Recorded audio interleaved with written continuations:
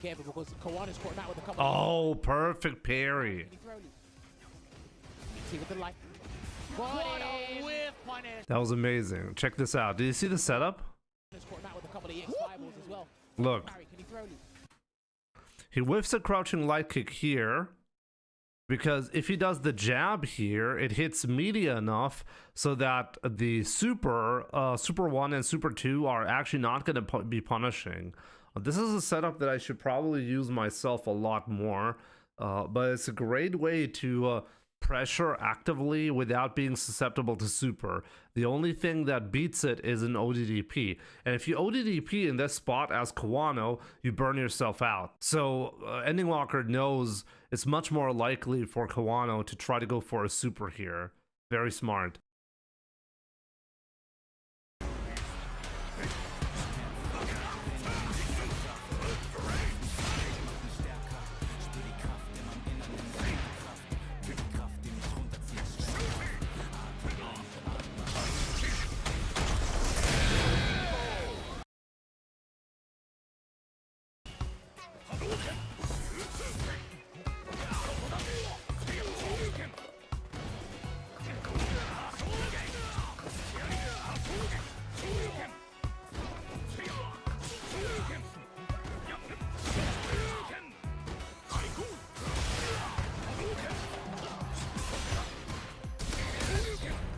Fade it.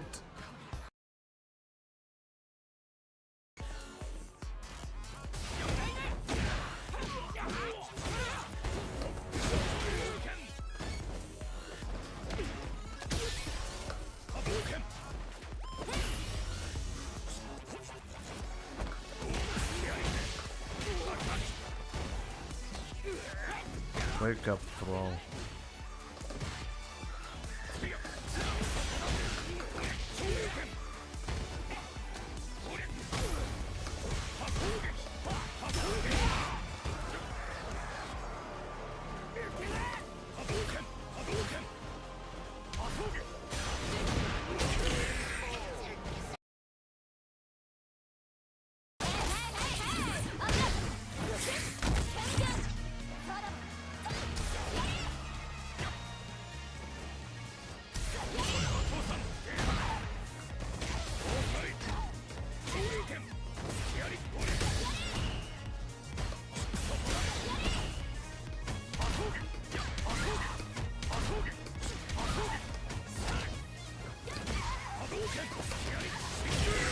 Oh my god!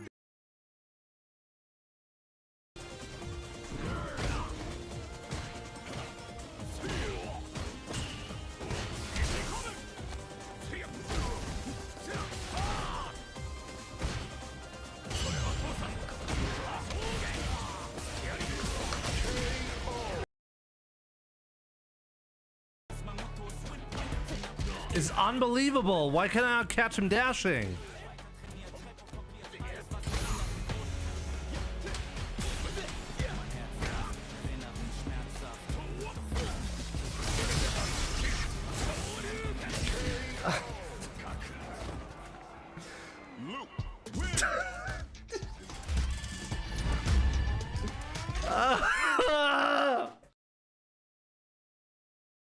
What a delay! What a block from Xiaohai! Oh, amazing, amazing, Xiaohai. This is really huge right now. Like this is the second time Blas is looking like he's losing this. What's gonna happen here? But he still has to respect Vanquisher. He still has to respect Vanquisher. He's not done yet. He's not done. That's plus. He's about to get gate crack. He's about to get gate crack. Jabbers! Oh, no. Are we gonna go from screen to screen? Oh, wait! It didn't come out! It didn't come out! Hold on a minute! One more throw! He's gonna respect it! That's Chip! That's Chip! Oh, you didn't get it! Hold on a minute! He's gotta respect the uppercut as well! Anything can come out! Chipped again!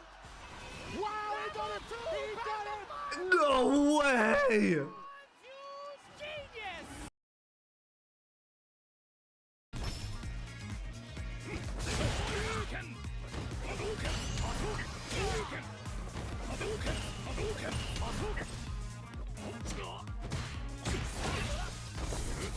I have not moved this round.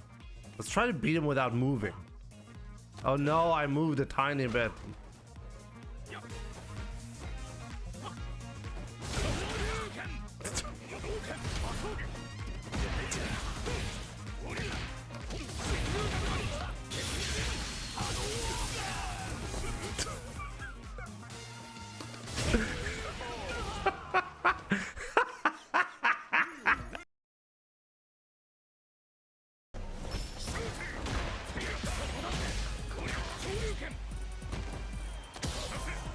Otro.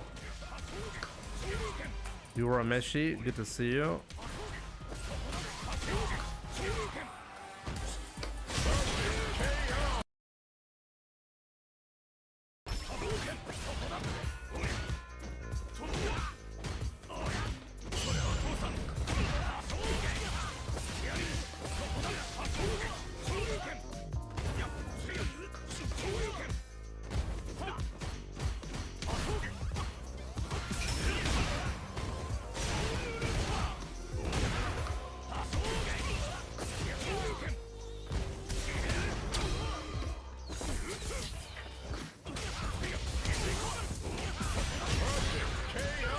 Damn.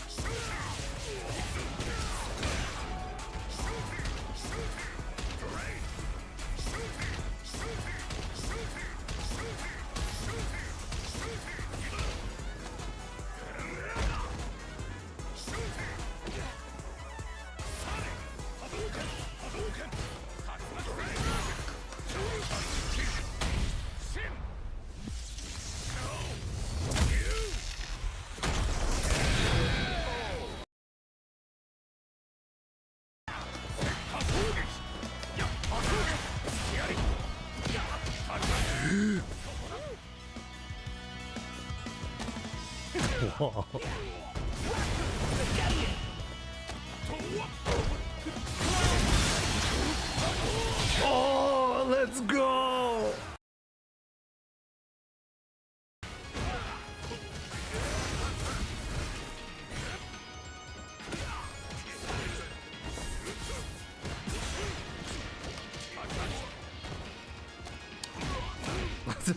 Zero. 0%.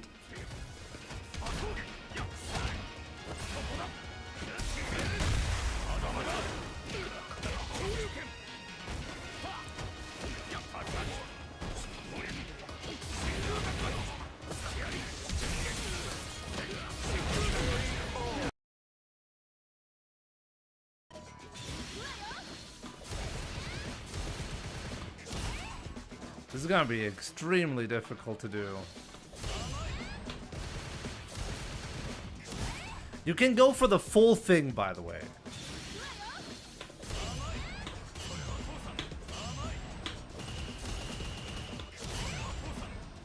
Okay, that was 4.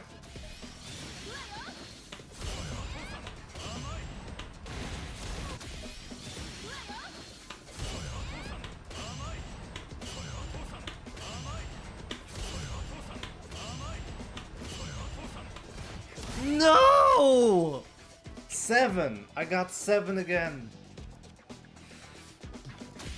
Ah, God.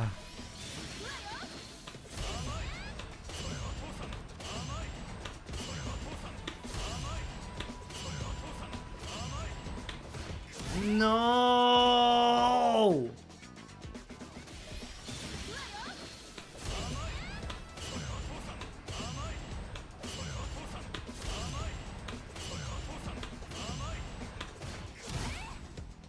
I swear to God, number 8 is faster than the rest.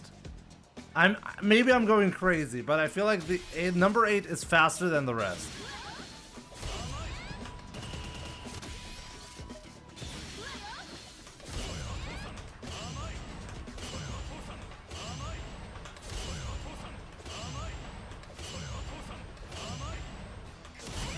Oh!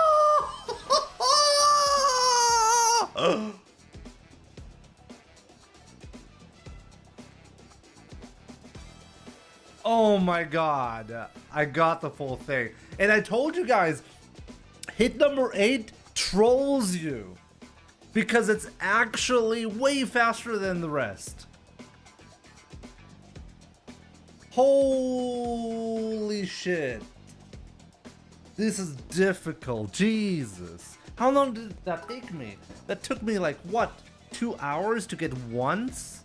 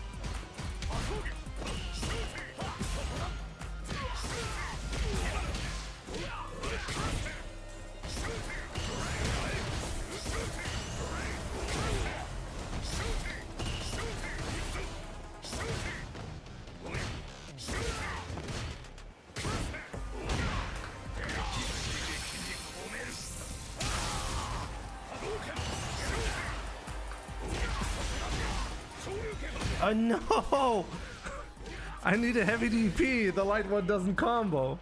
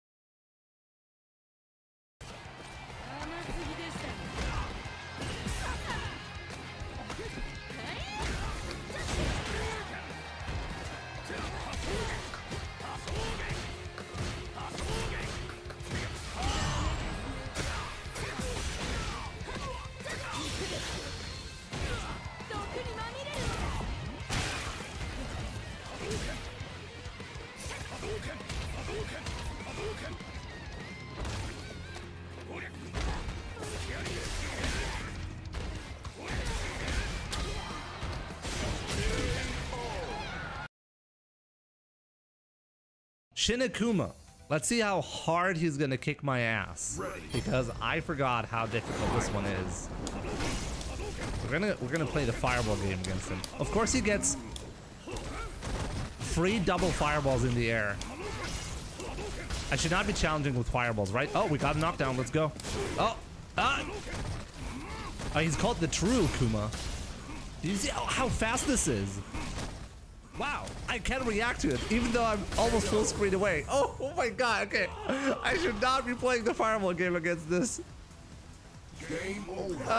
Okay, that's bad. Okay. So, yeah, plus, right? Okay, we got the jump in. Gonna grab him here. Of course you can just jump out of it like that. Okay, again, okay, we're just gonna jump in until we win. He has full invincibility on that teleport. It's unbelievable. Still alive. Still alive. Still alive. I'm completely stuck in the corner right now. I can't do anything. What do I even do? I swear to God, he's gonna time me out like that. Oh my god, did you just see the grab range? What am I even supposed to do there? You can't, like, I was locked in the corner. Oh man. What's up, guys? Welcome to the stream on this wonderful Sunday. Very unusual timing for it. I really hope, well, you got my memo on Twitter and also on YouTube. I actually made a post about that as well. We're going to be having a bit of an unusual stream today. We're going to be starting off normal with the rank grind and my coffee. This is normally not what you see on my stream because I normally don't stream that early. But yeah, we're going to be watching the Arc World Tour 2025-2026, you know, like this is going to be the top 8. In particular for Guilty Gear, we're going to be watching a bit of Guilty Gear action. Should be interesting. Shoutouts to ArcSystemWorks for sponsoring today's stream. It is very much appreciated. And yeah, I mean, not even the first time, you know, we have had this before, so shoutouts to them for providing the support to this channel. And yeah, we'll be having some fun, you know. It's been a while since I checked out Guilty Gear, so we'll see. Ziofu, good to see you. Michael, how's it going? David Werner, good morning, my man. Donut Sauce, Harmless, Drang Boy, what's up? Dead Dude. God-fearing bad stream time. Yeah, I'd be like that sometimes, you know?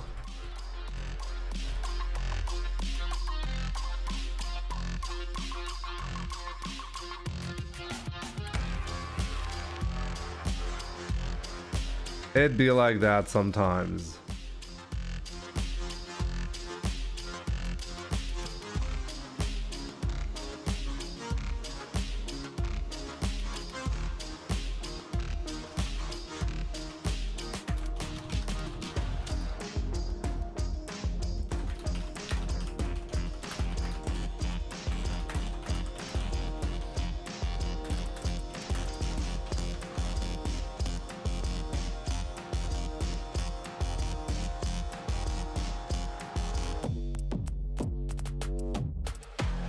Yo, EA Prima, what's up? Good to see you, my man. Yeah, let's see. I'm actually just really at 1937 points. We were pretty close at 2000 MR last stream. So let's see what kind of players we'll actually meet around this time.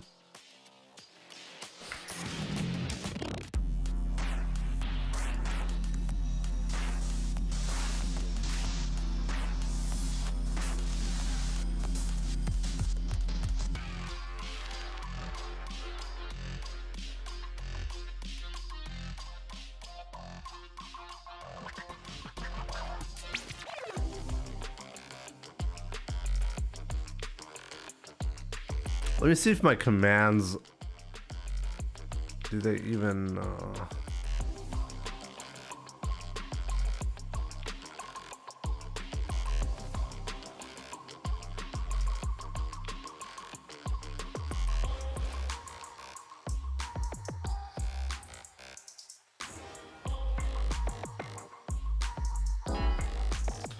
command should work, right, on both Twitch and YouTube here.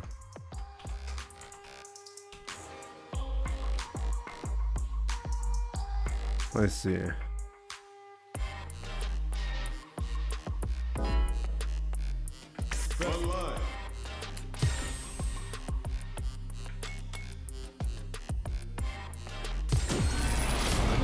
Yes, it does work.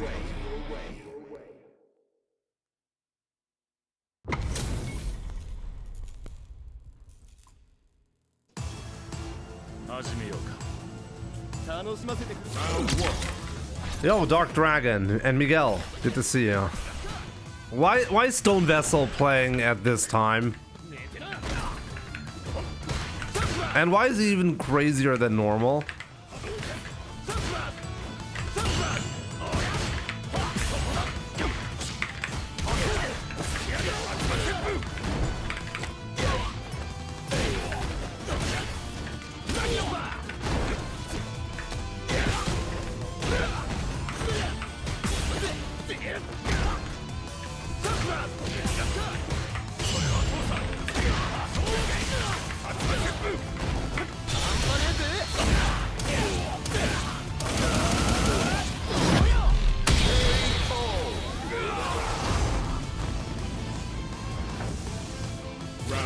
did wake up throw twice in a row to then set up.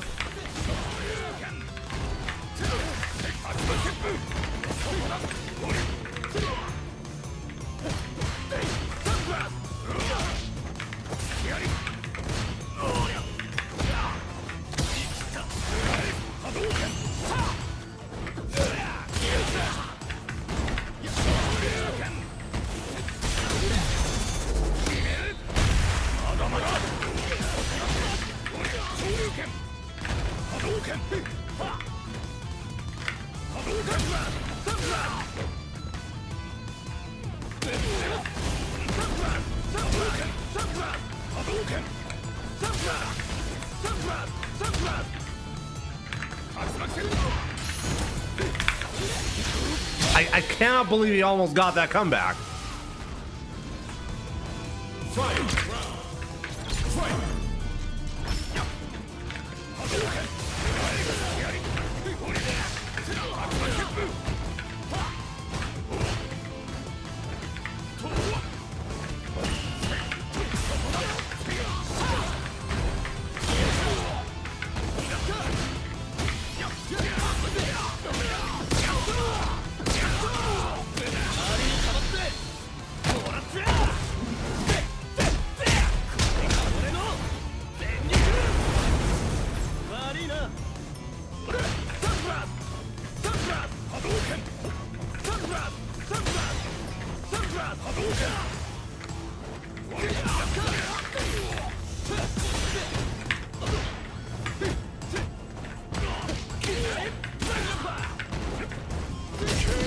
What am I doing? Where's my back pierce?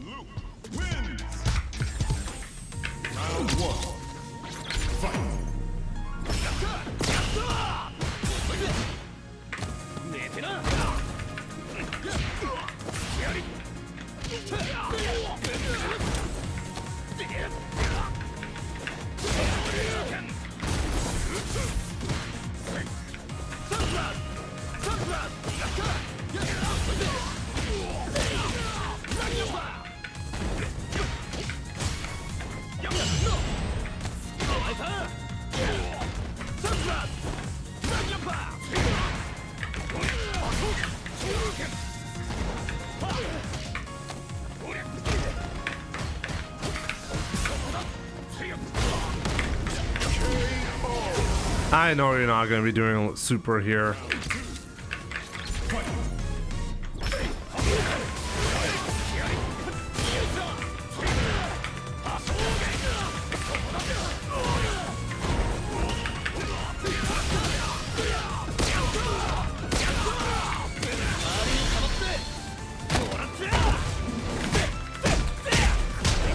Okay.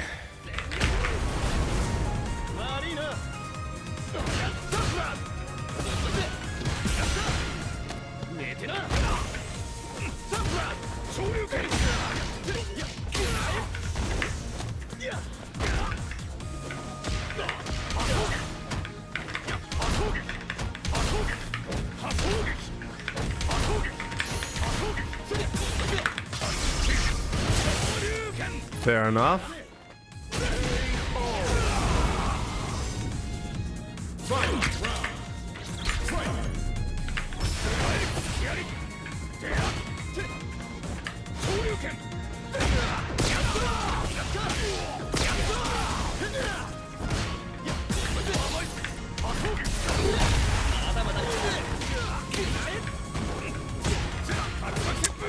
Oh man, so many mistakes. That really killed me.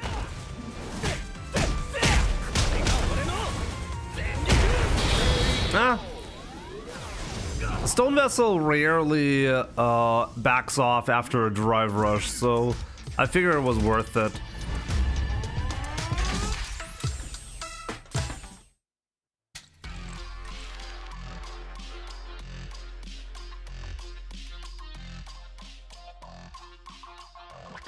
So how much worse is Ryu? It all depends on the player. I mean, you're right. I mean, in hindsight, it's always easy to say, oh yeah, that wasn't good. You're right. I mean, sure. The problem is if you start becoming predictable because you're like, if I play textbook style right here, I shouldn't be using level 3. I think on paper it makes total sense, right? But this is the exact issue with Street Fighter. If you play like that, you actually start losing because you start becoming predictable. So you have to make sure you do stuff sometimes that isn't within, well, what people's expectations are, you know? But yeah, it didn't work out this time around. Interesting. Prima, let me see. So what did Yas say? Yas said the following about Ryu. He is still strong and genuinely recommendable for casual and low MR play. He provides easy combos, damage, carry. He is beginner friendly. But now moved as the gatekeeper status of the game. And that's bad. He also said, at high MR, competitive and pro level, yes, I'm now in serious trouble. His neutral has absolutely been gutted. Ryu has received no meaningful compensation. He is now more predictable when going up against the buffed S and A tier players, and his viability has been polarized hard. I mean, I couldn't agree more. I mean, isn't this exactly what I said about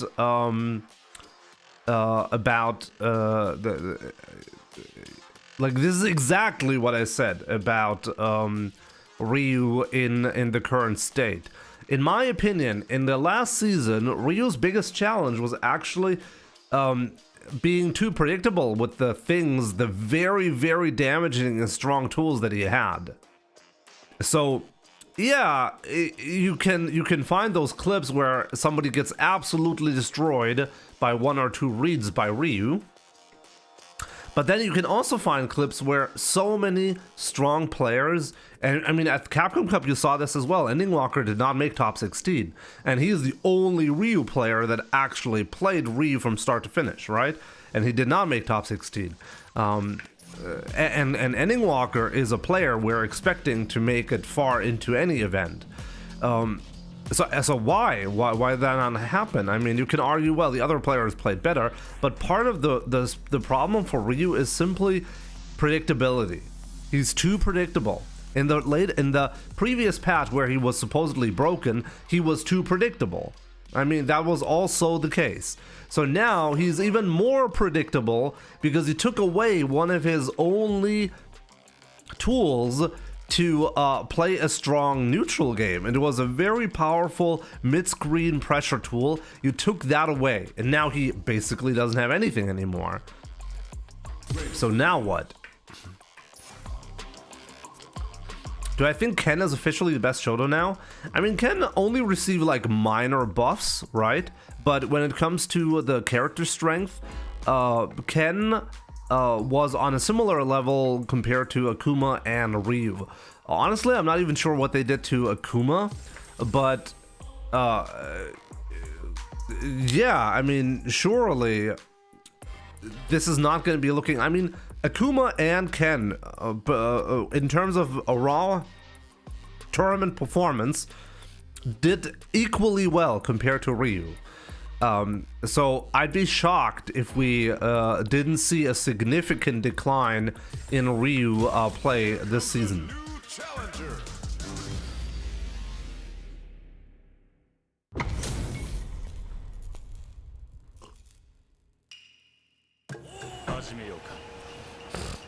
Round 1. Fight.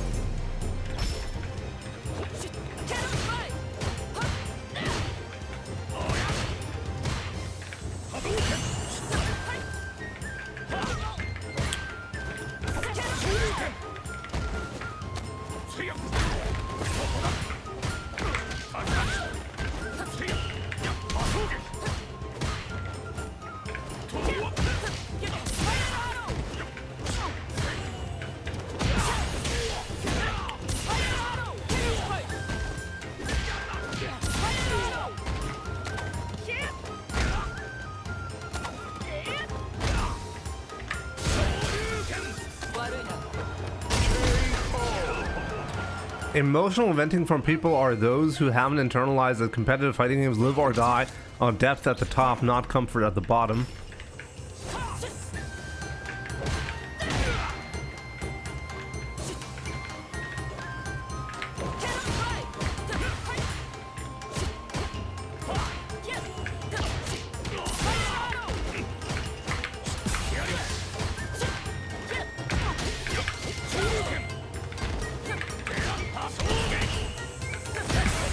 No!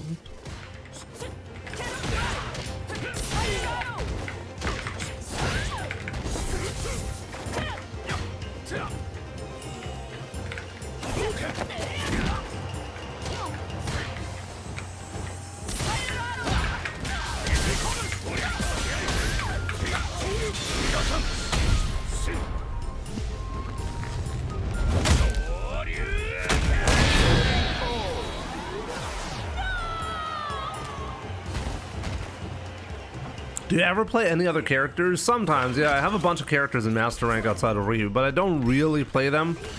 I did get paid to play them, though.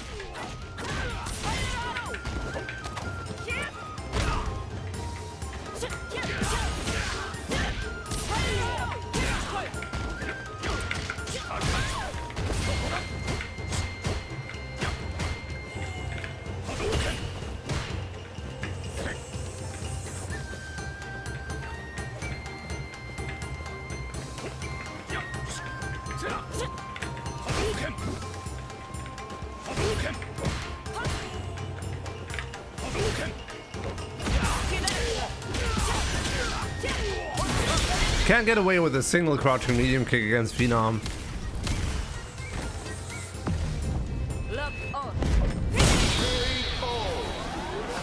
What do you mean it's clear cut? Capcom is all about the money. I mean, that's literally the bottom line for all companies, so...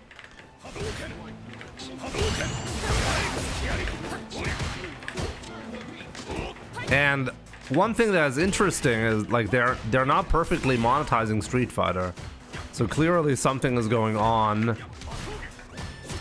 Or in what regard was that even?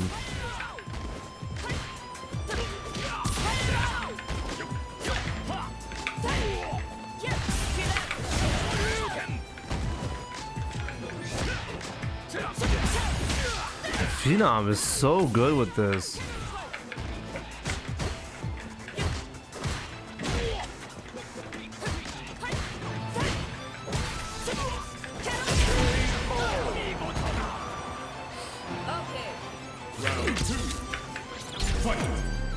Yeah, but their monetization strategy seems to be tied.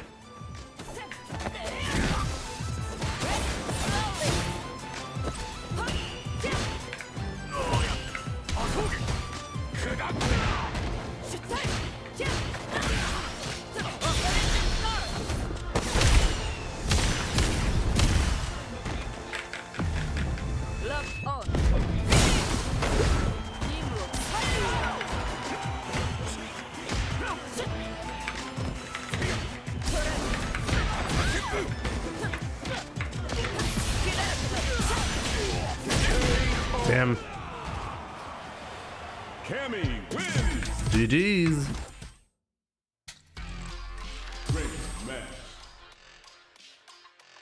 But the reason why they're not making DLC is because they literally can't.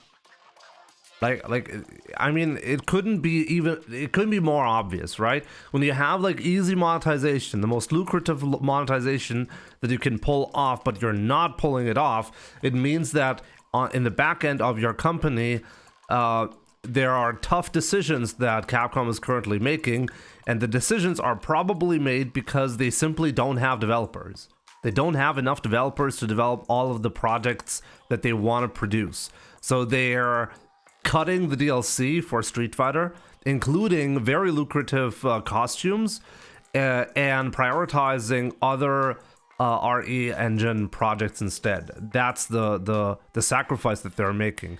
And obviously the bet here is we can make even more money with those other projects. That's the reason. But Capcom will never tell you that. Fox Effect, it's past your bedtime. I'm really sorry about that, my man. Really sorry. My bad. But yeah, we're going to be having some fun today with the Arc World Tour Finals. We're going to be watching in about 30 minutes. We'll be watching that. But in the meantime, we're going to be playing some Street Fighter and discussing, obviously, as usual. I'm in Japan right now. I may have to make a visit to Capcom headquarters and find out. Yeah, go for it, my man. Please let us know, okay? Make a video out of that. Jäger, morgen, seit wann bist du so früh live? Normalerweise gar nicht, aber heute habe ich ja auch einen gesponserten Stream. Da muss ich um diese Uhrzeit hier live sein.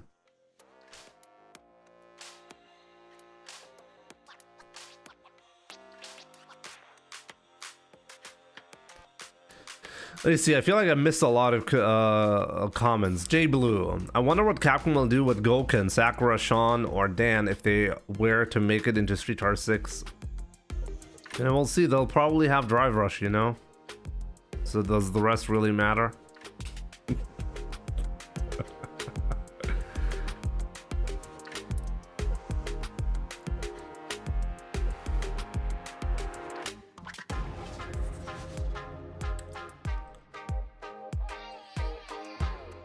Jimmy is all about the money. Exactly.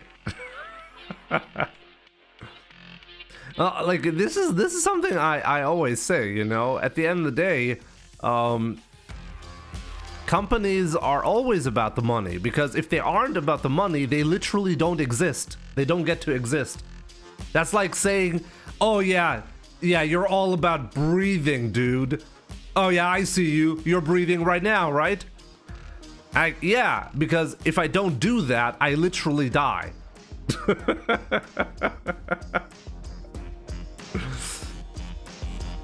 So like moral values attached to companies is a concept that I sometimes discuss on this channel, and I don't really like that very much, because I think at the end of the day, companies are set up to make money. And how do they do that? How do they morally do that the right way? Well, they make a product that is actually worth buying, and then you as a consumer, you buy the product because it's actually good. Like, mind-blowing, right? Like when it comes to sponsorships, I mean, we could extend it to that as well, right? ArcSystemWorks is paying me today so we can enjoy their World Tour finals, and obviously, like I say no to more than 90% of emails that I receive for sponsorships of any kind. I decline because often it just doesn't fit well, and this is one of those sponsorships, for example, where I'm like, sure, we'll watch a tournament together. It's a fighting game, you know. I know Guilty Gear and the rest of the other ArcSys games, you know. So it's a perfect match. It's a perfect match. Sometimes it works out like this, and most of the time sponsorships don't work out like that, you know. So it's a win for everyone. So yeah, but at the end of the day, obviously, you're trying to be successful as any kind of business.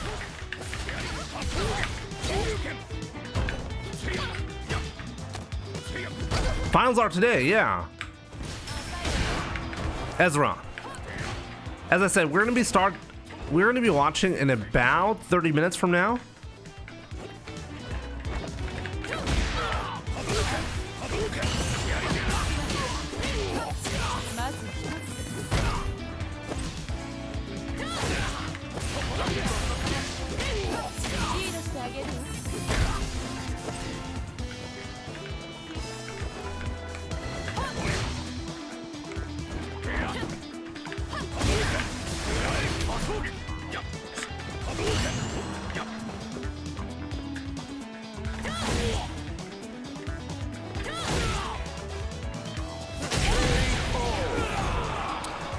Like, that was the most YOLO thing he could have done.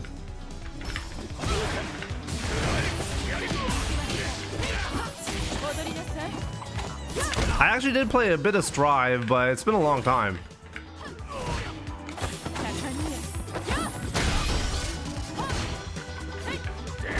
Actually, Guilty Gear, by the way, is one of the reasons why I started playing fighting games.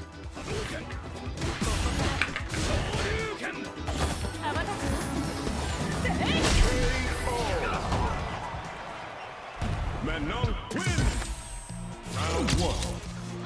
Fight.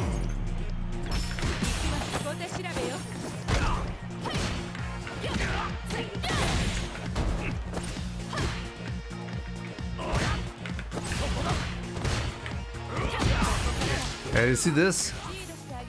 Right here. I lost so much damage just because of the solar plexus nerf. Sleepless is playing this one perfectly. Round two. Fight.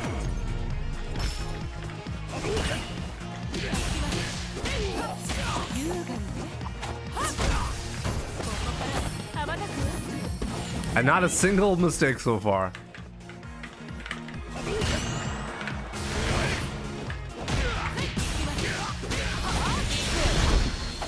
And that's it.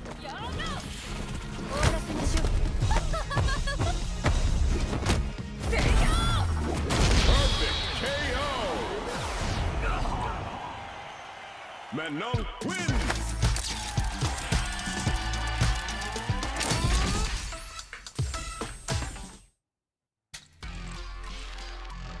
If Arc System was ever put in a Street Fighter characters in Guilty Gear as a guest character, I want to see Ken that can go against Soul Bad Guy. Yeah,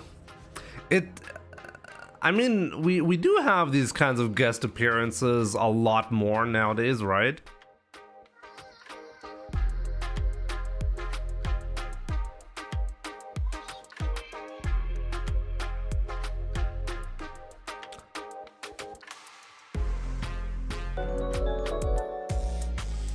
Yo!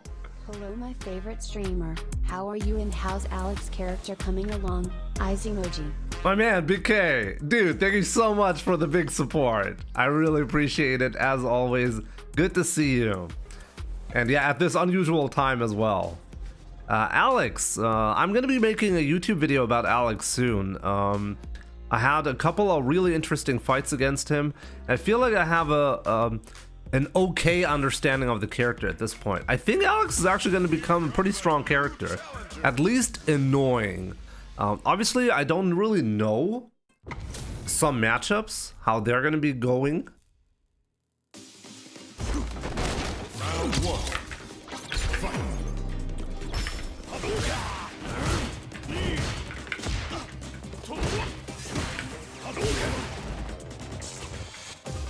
Why is it laggy? Oh my god.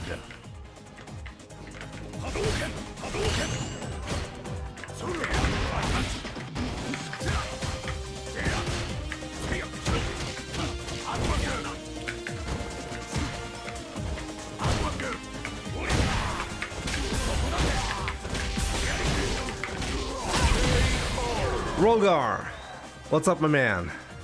Guten Morgen wünsche ich dir.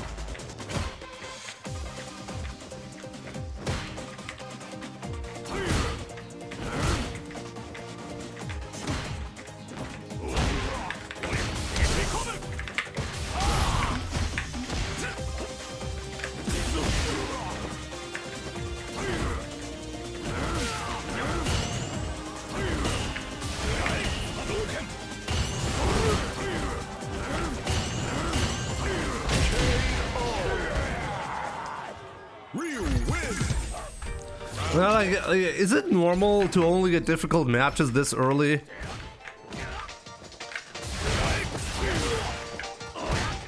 I haven't had my first coffee yet.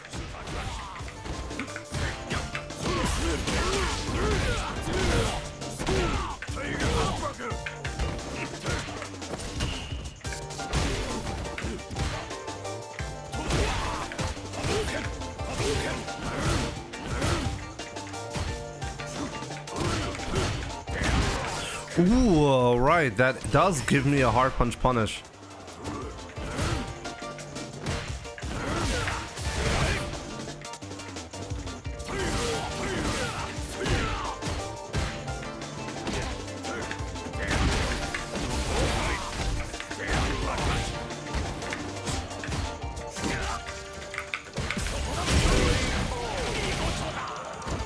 Okay. Round 2. Fight.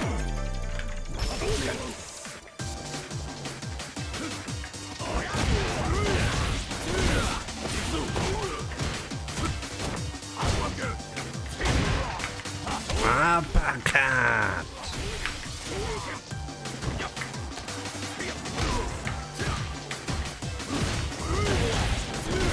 Shit on DP.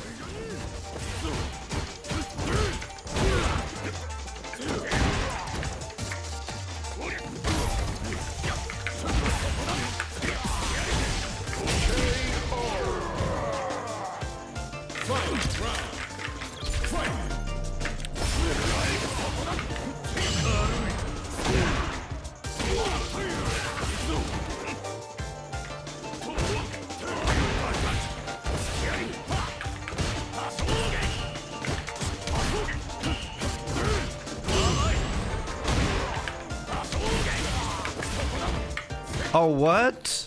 I didn't get it?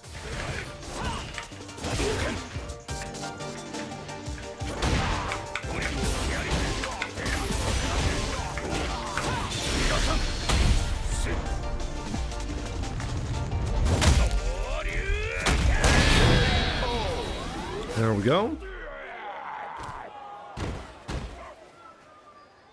Ryu wins.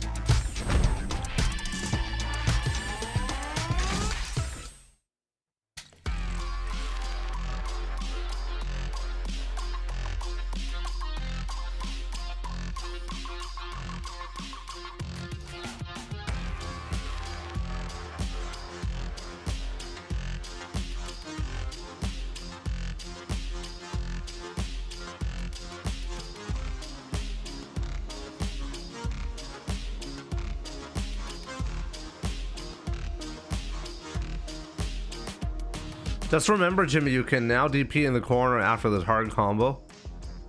Huge buff.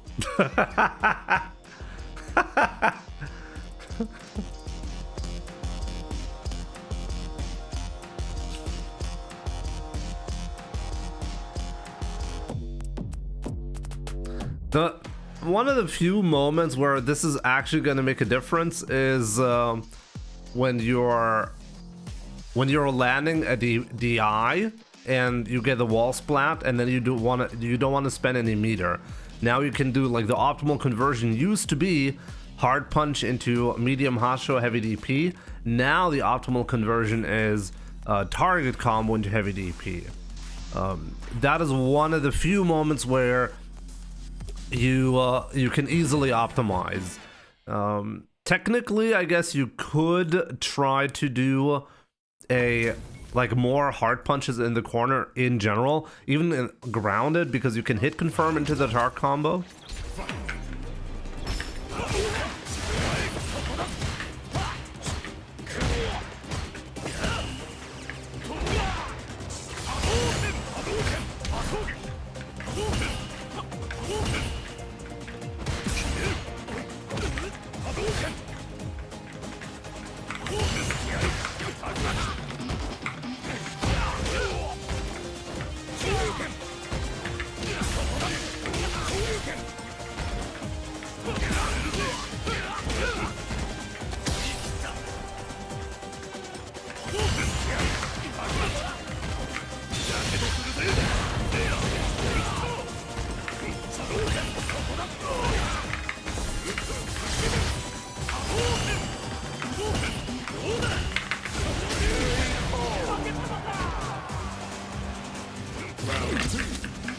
You make a compliment and I don't reply. I missed it. My bad.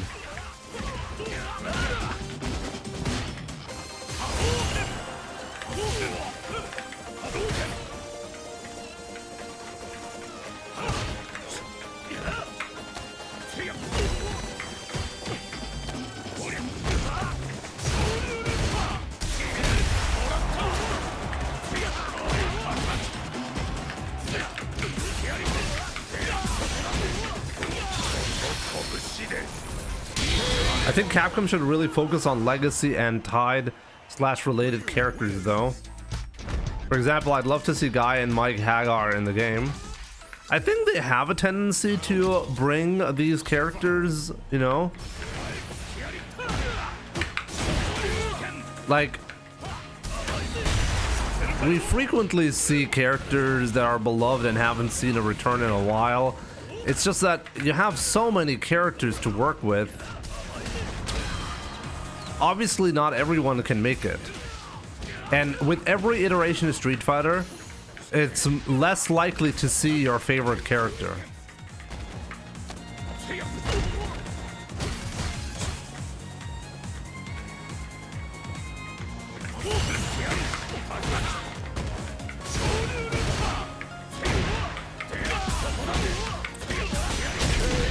He's gotten punished for fireballs so many times. I can't believe he still does it.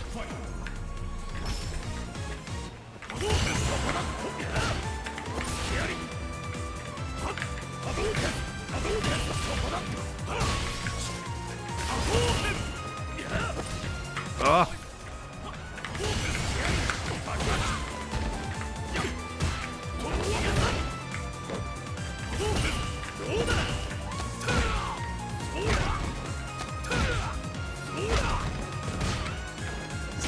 Good DP.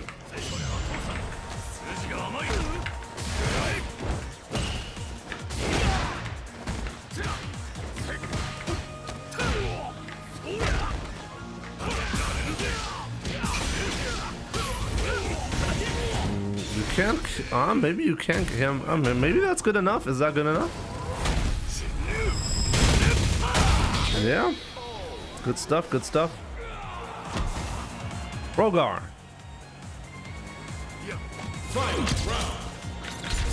Nye. Oh, nice. I'll look at your message in a second. Sorry for being such a disappointing streamer.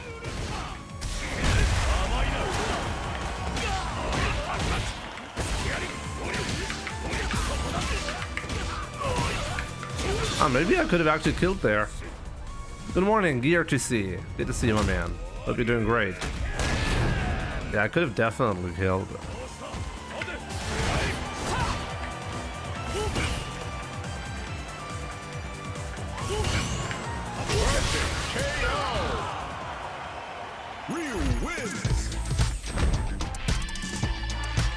Is this a newly ranked? Have I played Handful before?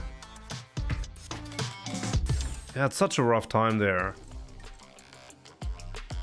Kind of looked like me when I go up against Fina. Ich sehe. Sieht sexy fresh heute aus. Ah, ich danke dir. Habe ich tatsächlich verpasst eben die Nachricht. Ninja Sorio, good to see you. Puddle, what's up? Level 1 juggle finishers are better too. Oh, it's because now if you do the target combo instead of to have heavy into Hasho, it actually does more damage. Really? I should look that up. I haven't really considered that.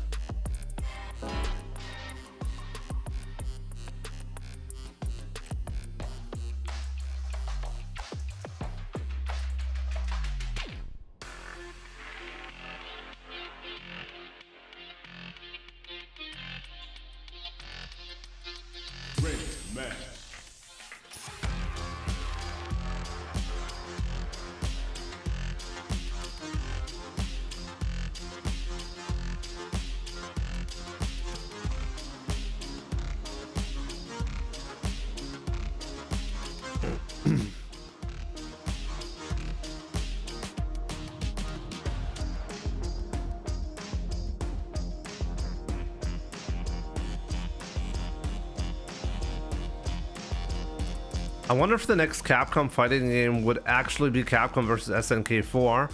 I mean, there are rumors about like some kind of collaboration like Marvel versus Capcom or Capcom versus SNK, Who knows, you know? I think Capcom versus SNK could happen again, right? But pure speculation at this point.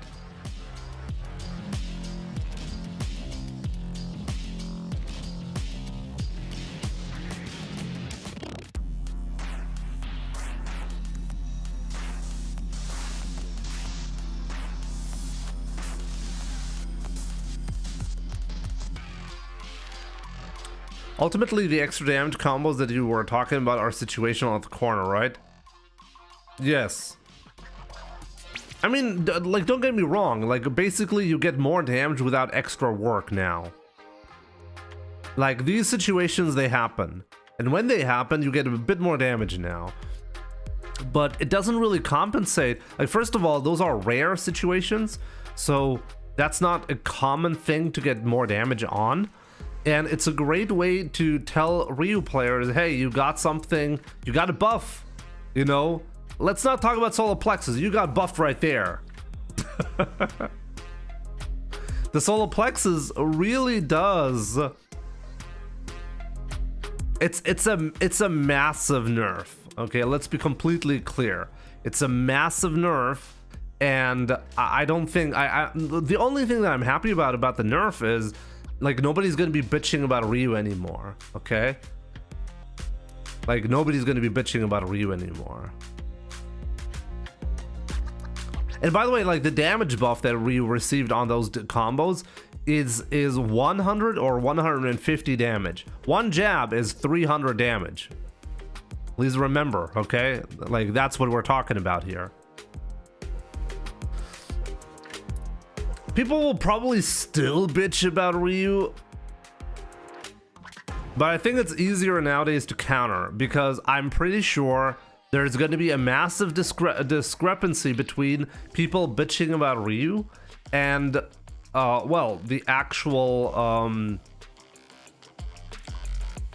the actual results from top players, you know? I mean, you can't complain about a Ryu all day and at the same time acknowledge that he's not played on high level, you know? You must crush them. I mean, people started complaining a lot more about Ryu when we saw that Blas was winning, but then it turned out Blas just wins with whatever character he picks.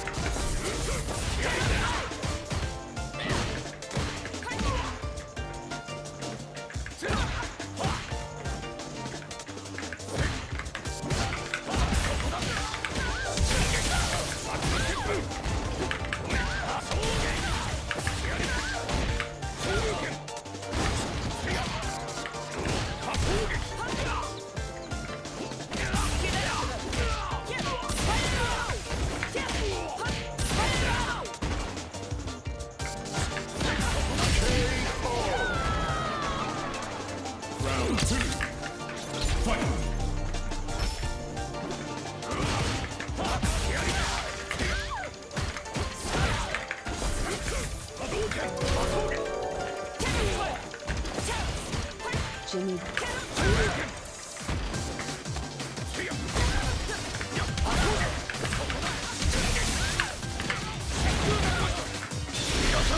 There we go. EFGC, thank you so much for the 44 months. Appreciate it, my man. Jimmy DP, for sure. Ryu wins. Round one. Fight. Oh, René. Was geht bei dir, René? Ich habe das Gefühl, wir haben es schon länger nicht mehr gesehen. Ein bisschen ungewöhnlich, dass ich jetzt streame. Hoffe, dir geht's gut.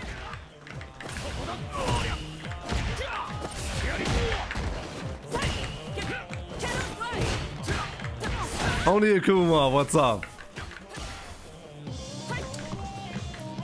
This is what I'm talking about. Like, the fact that you guys are already watching this early. Morning stream feels good, yeah. Good to see you, my man. Hope you're doing great.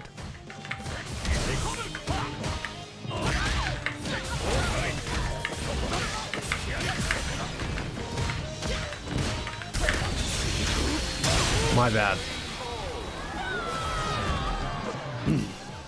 Round 2. Fight.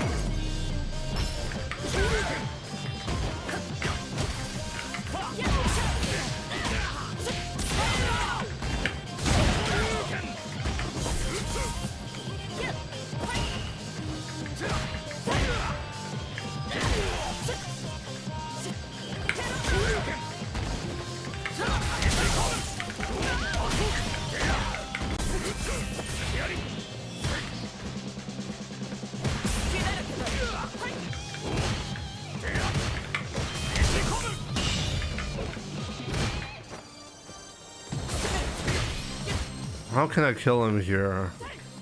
He jumps, I do level 2? Yeah, let's do a level 2, he's gonna jump.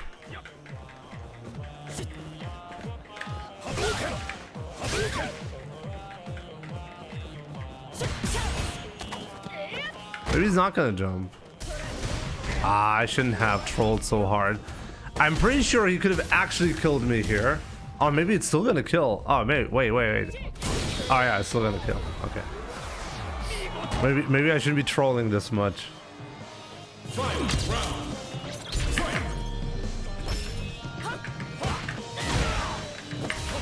It's not that bad.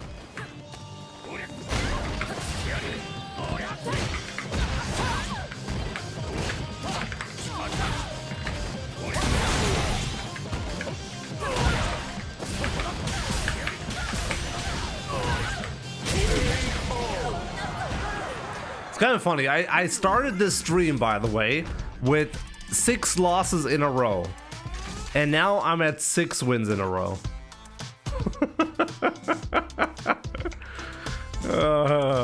Oh boy.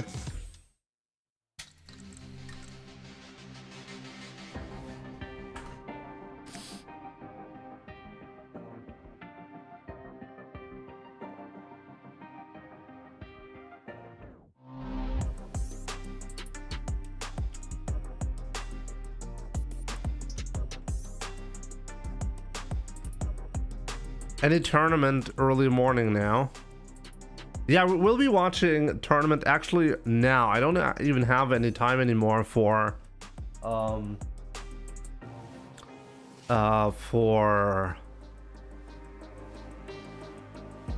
another match. We'll be watching just so you guys know like what the plan is. We're going to be watching the ARC World Tour Finals top 8 now. For 1 hour approximately, and then I'll be rating the stream. It should be right around the time when grand final starts. There's gonna be an announcement, I can tell you that already.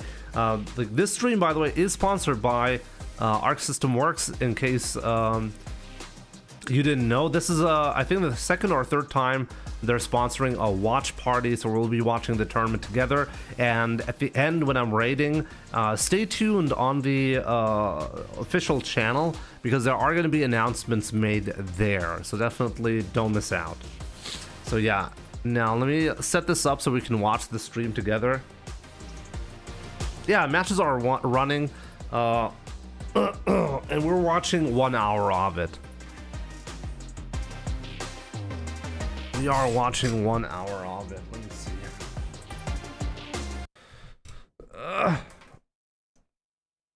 do it like this.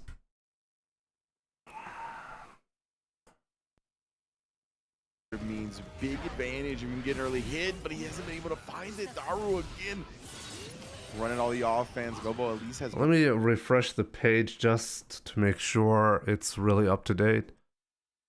But it should be. Nice big damage, hard knockdown, mix-ups. I know you can't see anything. Give me a second. I'll fix it. Want to go over again because of the 100% tension. Right was similar to earlier. Cross up the inputs No. for the mix-up. I like the 2P. Gets under HCL, and it's an anti-air. There we go. Very, very good in this match, but he's a couple of guesses away now. Very scary whiff on that. Whiff on the super as well, and Daru just gets smoked. So final game, final round, just like that. And Gobo had not built the extra tension either.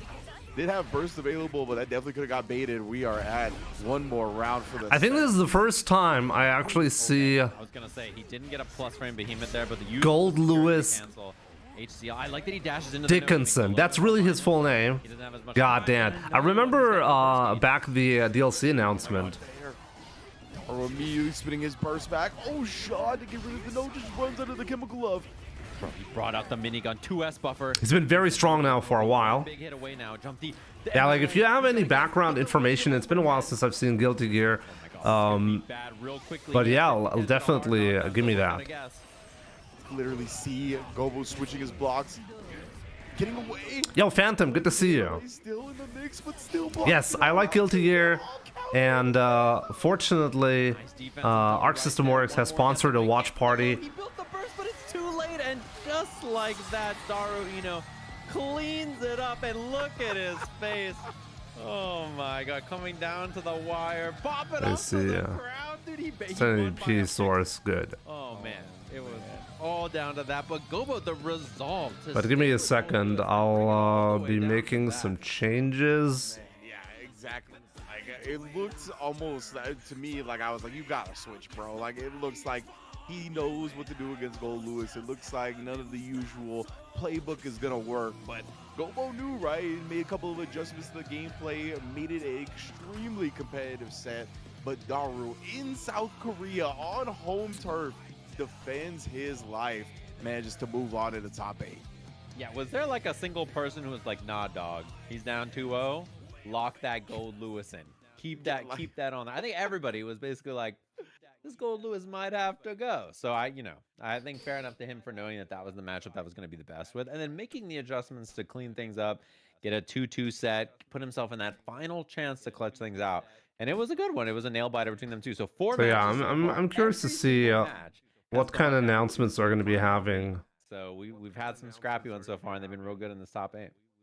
That's the thing with Strive, man. Whether it's like here at the Arc World Tour Finals, at Evo, anywhere you get like international elite level competition, it always delivers in match quality. Like the sets are just. Ringe and Sajam are commentating. Entirety of round 1. When was the last time I saw Sajam commentating? I was gonna say all these players, but 6 of these players are still in, right? Obviously. Wait, is this where I find Sajam nowadays? And Keishu what to move, but still, so many top level players. We're gonna get to see Metallic Cake and Nitro get another chance in the losers bracket as well. That Jack versus Tatuma winners finals.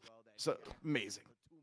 Yeah, it's gonna be. I mean, this is honestly, Sean Lee. This is a stark contrast. Really good high-level matches coming up. So really looking forward to it. Looks like to how Capcom does this, right? I mean, more of our top 8 action. Like, Capcom, unfortunately, this year decided to make it very difficult to even watch their finals, while the Arc World Tour is actively being promoted, and there should be as many eyes as possible. And honestly, I mean, this has always been the way to go for anyone, and I'm genuinely shocked that this is or has changed for Capcom this year. And I really hope they learned their lesson, and next year they're going to be doing better than this, because this is how you do this. Exactly like our ArcSystemWorks does it.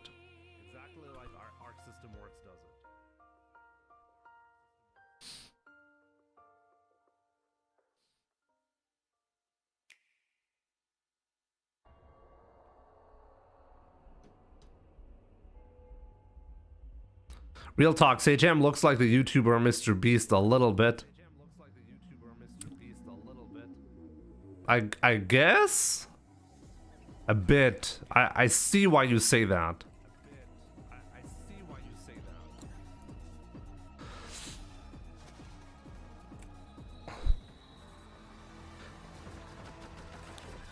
By the way, there are multiple like newer games that have this old school look to them, like the sprite look.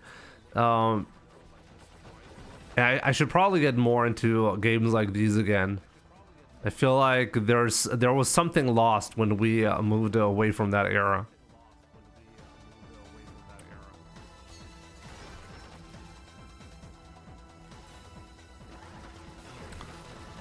Hope Strive 2.0 is going to be sick. Wait, there's an announcement for a new version of Strive? Definitely fill me in. Let me see. Let me see.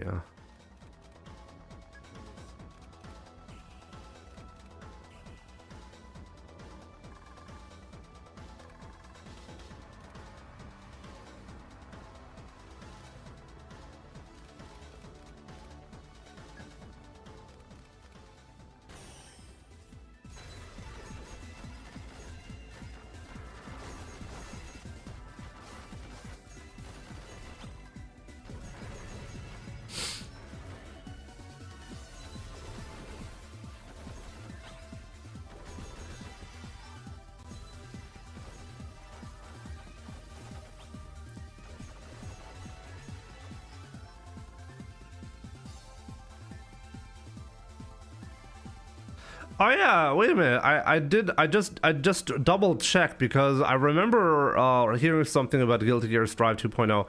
There's gonna be news, like updates regarding that. I am allowed to share that, and also Marvel took on Fighting Souls.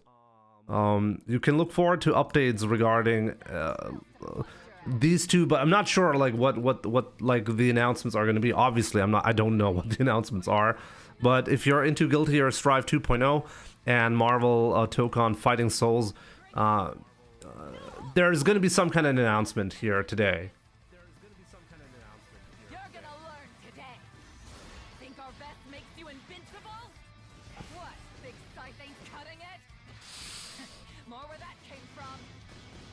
I wanna see some. Word of mouth or streamers promoting the game their streams is a very powerful marketing tool. Streamers like you make non-players into potential players. You're finally shaping up to be a real soldier. I mean, I basically get messages on a daily basis about... It's not even about streamers, you know? Obviously, I'm happy when a fighting game developer reaches out for a sponsored campaign. Those are like the easiest to promote simply because they align very well with what I do anyways, right? And as I said, like, actually Guilty Gear is one of the reasons why I started playing fighting games to begin with. I remember this Evo, I think it was Evo 2004 trailer, and a lot of clips for promoting or like, I don't know, it was some kind of promotional trailer that I watched back then. That was before I started playing fighting games. It included a lot of Guilty Gear clips. It wasn't Guilty Gear Strive back then, obviously. It was a lot of Guilty Gear clips, and I was like, damn, what is this game? It looks awesome. Yeah, it definitely piqued my interest, you know? So I till this day, I remember that this trailer that I watched back then that included amazing Guilty Gear fights. There's something very intuitive about fighting games, you know? You can easily watch them, you can easily get into them. Even if you don't really know, like, the specific mechanics, they're usually easy to get into. Like, as a viewer, you know? Immaculate level gameplay that resulted in Jack and Tatumba taking their spots in winners finals, and the match we have here now is going to be losers bracket quarters, Nitro NY versus Summit. How you feeling, Sejan? There should be another interesting one here. I think the big thing is that Summit is certainly the attacker, right? I think like he's going to be pulling up and trying to make his offense happen. We have to see the kind of balance between reversals and defensive play from both of them and like who has more resolve, because I think both of them are going to be in some bad spots, going to be having to commit to reversals or not, or how they defend things and deal with stuff. So it's going to be like, I think, another heater of a match. I mean, all the sets so far have been bangers. They've been really, really good, and I'm excited for this one as well. Yeah, it's going to be fun to watch. Like, Summit has been willing to be sending it, and so did Nitro, right? We saw Nitro in that matchup against Tatuma. Both of them were really willing to send the DPs a lot. By the way, like there's 100K also on the line in this tournament, right? The winner actually moves away with. Like that to protect himself against It's kind of interesting. So Nitro is comparatively, you know, but yeah, like we're moving into a new era of fighting games. I feel like where there's actually so much more money on the line. Get a nice look at the venue as Like, well, with all kinds of dope stuff. We get the Grand Blue Fantasy versus Goods list. I know they got the Tokon booth out there as well. It's really good. It's good money. Magic. We got waves to So the let me camera. check, like, who's actually in the Grand Blue. Wait, can I buy this merch online? Is let me see, Is there a way to look up who's participating in the finals? For this, I know they have a ton of stuff on their site already. Like there's a ton of stuff on. Probably like Wikipedia has the information, right? Stuff I saw there that looked kind of exclusive is around. But anyway, hopefully you guys have been enjoying all of the matches so far. Lots of cool stuff for you to pick up there in person or on the internet. And excited. Let me try to find this. Versus Summit, Cake versus Daru in the Eno mirror on the other side, which should be a fun one. Of course, it's going to be a banger one. I'm sure everybody from Oceania is going to be hyped, rooting against Daru, trying to get their boy to be the #1 Eno. So that should be a good one. Excited to see that match. And afterwards, we'll jump back up to the winner side of the bracket, get that Jack versus Tatuma match. Yeah, I'm very excited for that one as well. Jack and Tatuma, two top-level players that have been two of the most consistent Guilty Gear Strive players for years now. Going to be battling it out. Because I want to know if... Let me see. Next match is going to be Nitro versus Summit, most likely. Leo versus Chip. I wouldn't be expecting any other characters. I think Leo. Oh, Fittison just barely didn't make it. Chip for Nitro. I think he's My fellow for Giovanna or Jacko. a fellow German friend, Fittison. Actually, last time around when I covered the World Tour Finals, These characters that have these strong they had Fittison in there, but this time around I think he barely didn't make it into the top 8. Tempo and rhythm to movement and picking their options, so it's gonna be a fun one between these two. First gets 50k. Okay. I'm so curious about this. Yo, Abdullah Khalid, good to see you. What is this super early stream? Oh, there we go. Watch party. We're watching some Guilty Gear Strive, the ARC World Tour Finals, and at the end, I'm gonna be rating the main channel, and there's gonna be some good announcements. So definitely stick around. If you don't swing at the air, you can't react to their approach. So you kind of just got to do it. And so I'm very curious to see what his game plan is, like what kind of defensive options he's going to use. Is it going to be like IAD back options? Is it going to be like preemptive 2Ks, 5Ks, 6Ps, you know, stuff like that? Like what's his Hopefully plan? in Marvel Excited to see it. Tokan we will get Doc Ock, Moon Knight, the Blade Daredevil, the Punisher, the Kingpin, the Chakra Dad. Okay, like you have your favorites list. We'll see. Right, that's another thing you're gonna need answers for. We're gonna see how often. Well, we got one Australian in the top 8. Keeps the charge as well, right? Ready for the Fly is playing. Is there a Punk, or did his visa screw him over? But it's gonna be our losers bracket. Did Punk qualify for this? That side, Nitro versus Summit. Loser goes home in 5th place. Winner stays alive. Yeah, should be some good matches so far. Well, we've all seen them, and I know like Punk is pretty good with pretty much every game he touches, but I didn't know he was actually that good at Guilty Gear. Pull up and see what you're doing versus like Punk did not participate. Okay. Nicely spaced, and look at the way he played around the burst right there. Very smart from Nitro as well. And the backdash from Summit. And Ed destroying back turn S and the IBFD to get some room. Oh, he's looking for the jump equal side, but didn't come back in on the road, just fell at the end of it. Able to pick it up after. Yeah, and that was just like he got himself mixed by where he dashed under to, so he didn't even know what side he was going to be on. IB's there, Fuzzy's the overhead, but then that time gets clipped by it and forced off the burst. And Nitro. Sean Lee, nah, it's not Street Fighter. It's the World Tour Finals for ArcSystemWorks games. You know, it's kind of like Capcom Cup, just for ArcSystemWorks. You know, and their games. So that includes Guilty Gear, I think Under Night in Birth, right? And Grand Blue. Or other things, he can always change that as well, so it's a lot to deal with. And right now, obviously, we're watching Guilty Gear Strive. Nitro trying to stay in that space where he can find the anti-air on Chip after these weird angles where he can approach off the rope. One thing I really like, the pacing of Guilty Gear Strive seems pretty good. Because you can reversal through, which is a big deal, or backdash, right, which is also really nice. Chip is the biggest weeb. The cling on 5. Nice, wow. Nitro ready for it. No break here. Just spaced out pressure against the wall back. By the way, definitely let me know if the audio, if I should change the audio a little bit. It might be a little bit loud, right? Maybe like this is better. Definitely give me feedback on that. RC as well. Nitro drops the combo though. Oh my god. Summon trying to bait something out there. Gets over, and the burst is gotta come. Yeah, so he forces a burst out. Jump kick, air to air. Looks for the throw. The patience from Nitro. Just like down backing and saying, yo, I'm chilling. I'm gonna wait for this. I'm gonna see what you do. Reaction.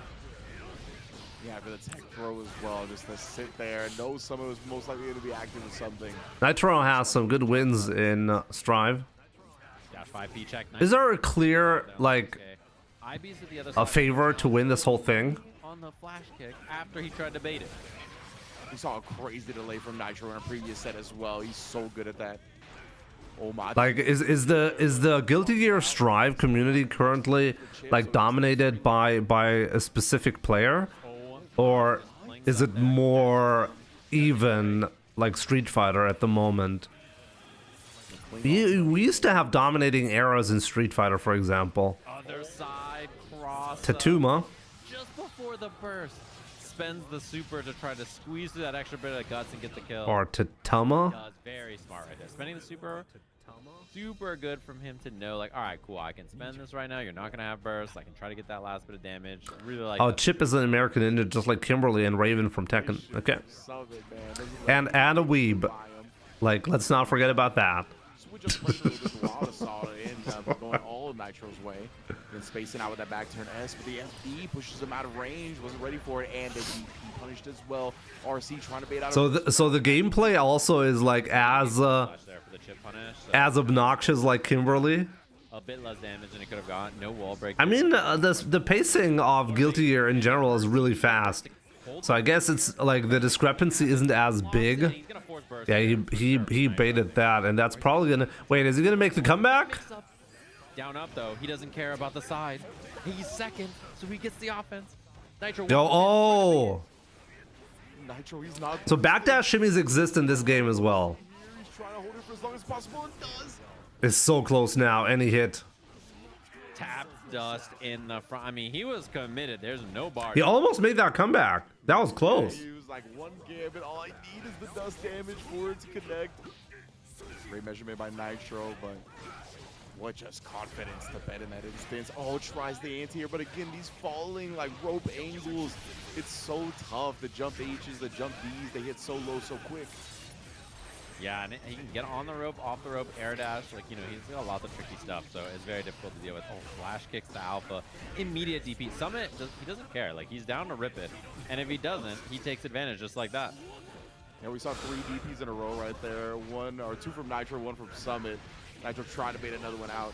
He does find the clip here in the corner backdash VRC. Trying to, again, jump back a little bit and keep Chip contained in the corner, but he can't do it. I love the patience that he showed as well. Uh-oh, knockdown timing. And the spacing and awareness from Nitro, and beautiful bait on the burst. Like, the way he's pressuring, like, It's pretty even though. pressure to be safe. This is gonna be a close match. It's best of 5, right? Right? You can tell that he's done this a million That DP from Leo is massive. plays around these options really well. That back turn S, man. All hitbox on that bad boy. Great spacing. From Also, by the way, if you're watching on YouTube, I highly recommend this time around to come over to the Twitch side, specifically because I'll be rating the Twitch stream after I'm done, and there's going to be some announcements. So if you don't want to miss out, you want to see the announcements and the final show. Definitely come over from YouTube to Twitch. That would be great. That was one of the coolest Leo sequences I've Wait a minute. seen. I still have my coffee. This and the 5P. You see him standing there menacingly. Nitro, bro. Oh, the intimidation factor gets put away though with max range 5H. Blows through him and his clone. Oh my, again. Challenging the 2K2D sequence. I also have coffee. You need coffee around this time. The J2K, it's so tough when Chip is scrambling with you to get the better of him. Wow, that was so good. Depressed NTU student. Good to see you on Twitch now as well. Fake out and go for another overhead. Also, who are you? Are you Jay Blue? Oh no, it's Sean Lee. There we go. time and time again. I remember, I think Jay Blue has a Twitch account with the same name. There as well. Yeah, it was gonna be tough. Oh, I forgot. Oh my God, guard points, but it goes the wrong way. He's got a rope, man. Rope beats everything. Legitimately, bro. Like you said, rope in a tin can. I'll solve any problem you need me to do. Dude, it's messed up. Anything's going wrong, rope. He just always got a plan. Oh, does clue him this time though. Back turn S once more. Kitchen Summit looking with scheme, massive damage and curve. Yeah, it's just a 3-piece too. There's no scaling there really. It's a lot to eat. IBFD, wow, it created the space. The super, it was so slow you could see it there. Doesn't even spin the bar actually. You can actually see the bracket. Fades away the equal sign, gets a little bit more damage, but not enough. Oh my God. Just outstringed. Rips the flash kick to get the dub. This is once again though so close. But Nitro seems to be having the upper hand now. We'll see how this is gonna go. That wasn't a safe jump too. I'm shocked he wasn't like falling JS safe jump left right or something. Like he just didn't have it on him, and then unfortunately just gets flash kick. So 2-1 just like that, set the Nitro. Might be one of those things where Yo, Dr. Jim, thanks for coming over to Twitch. It's appreciated, my man. Yeah, getting clipped. Oh, sets up a little again. Yeah, he just knows. Every time you go for that 2K, 2D, there's just going to be a flash kick from Nitro. So backdash BRC goes for the overhead. Nicely blocked from Summit. IBFD, look at the punish. One thing that I'm always surprised by the way, is like how fast these players can react. Like the pacing is so insane. It's very unlike Street Fighter, right? To wiggle out defensively. We got Clue with the max range 2K. Nitro 1 round away. Dude, he's just so ready. That's such a sharp punish. You have to be so ready for that. Yeah, Nitro only needs one more. Takes the wall breaks. Like, oh, it's just Like so this is match point now. Summit on a burst, but like not Jay on Blue, a lot of I'll see you creep. It really soon. feels like he's I didn't have a Twitch, but I didn't have enough subscribers like I do on my YouTube channel. Wait, what does that have to do with anything? The head that wears the crowd. Strive is very fast, and I don't know how they keep up with it.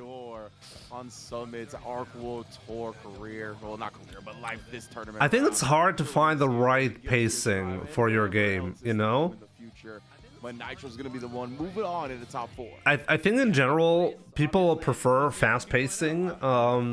Street Fighter 5, for example. Oh, actually, no, Street Fighter 4, when it comes to the pure pacing, was very slow. And that was something that people criticize when it comes to the viewing experience. Street Fighter 5 was a lot more explosive in terms of like just offense. He has, I think, But it wasn't as fast when it came to like the visuals. Either of the Eno players, as his next set will be the winner of Cake versus Daru, our next match. So Tatuma or Tatuma, how do you pronounce this correctly? Versus Jack is gonna be. So you say Tatuma is like the favorite to win this? To see and But I mean, it was really close. Nitro almost beat him, right, to get into winners finals. That was a close set. whatever one he gets, he gets. Like, I think if you ask him that question, that is his exact answer. Is like, Eno is Eno. IT Goat, good to see you on He's a legend and all that, but at the end of the day, when Twitch. you're in this competitive environment, you can't get blinded by the bright lights and the stars. Dang, just saying you don't have to be rude about it. Either way, I'm sure that's what Nitro's preparing for, and it's what it's doing right now to prepare, I should say. Gonna be a sick one. Oh, Twitch, quick ad, yeah. So, you know, a rushdown character fighting yourself. I did deactivate ads for today's stream, but unfortunately, like when you get into a stream, you'll still see them. There is nothing I can do about that. Group C yesterday, but Metallic King did, right? Metallic King had Keishu Watamu in his group, and he was able to defeat Keishu 3-2. It was an extremely close set. Then Metallic King came back 3 games straight to win it. So the opponent in these scenarios, historically, this opponent being Keishu Watamu, does get the early start. We'll see if that's the same story with Daru. But yeah, Metallic King did prove that he can get the comebacks going.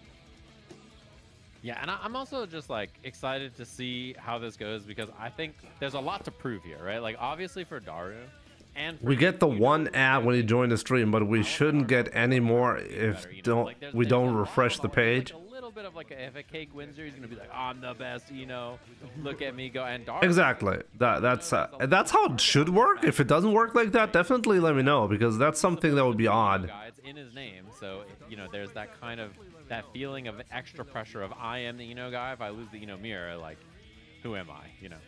Legitimately, outside of big monetary reward matches and like grand finals or finals type matches, this might be the most. The revenue has to rack up somehow. I mean, Twitch has notoriously been a difficult place to play ads on, but I feel like Twitch has figured out how to do this long term a little bit better now. There are different types of ads and less intrusive ones and stuff like that. More control for the streamer, for some ads at the very least. J Blue, I'll see you soon, my man. Thanks for sticking around. Locked and loaded. Classic color for Daru, always on the black and red, so you just know that's the one in early HC. Mirror match, that's what you want to see, right? When you're in the quarterfinals. If you're losing here, like, you, at the very least, okay, it was because I lost, it wasn't because the matchup was bad. You were outplayed. Punk is also streaming Guilty Gear. Good.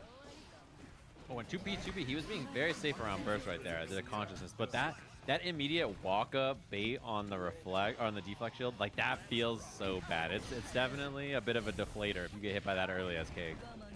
It's a demoralizing one, right? Especially when you just watch both characters freeze for a second, knowing what's about to happen. But Cake, again, he's shown the competitive mindset, has been able to put struggles behind him quickly. And again, Daru trying to press on Wake Up here. Deflect shield late, but he covered it with the chemical love. That was so smart. Whoa.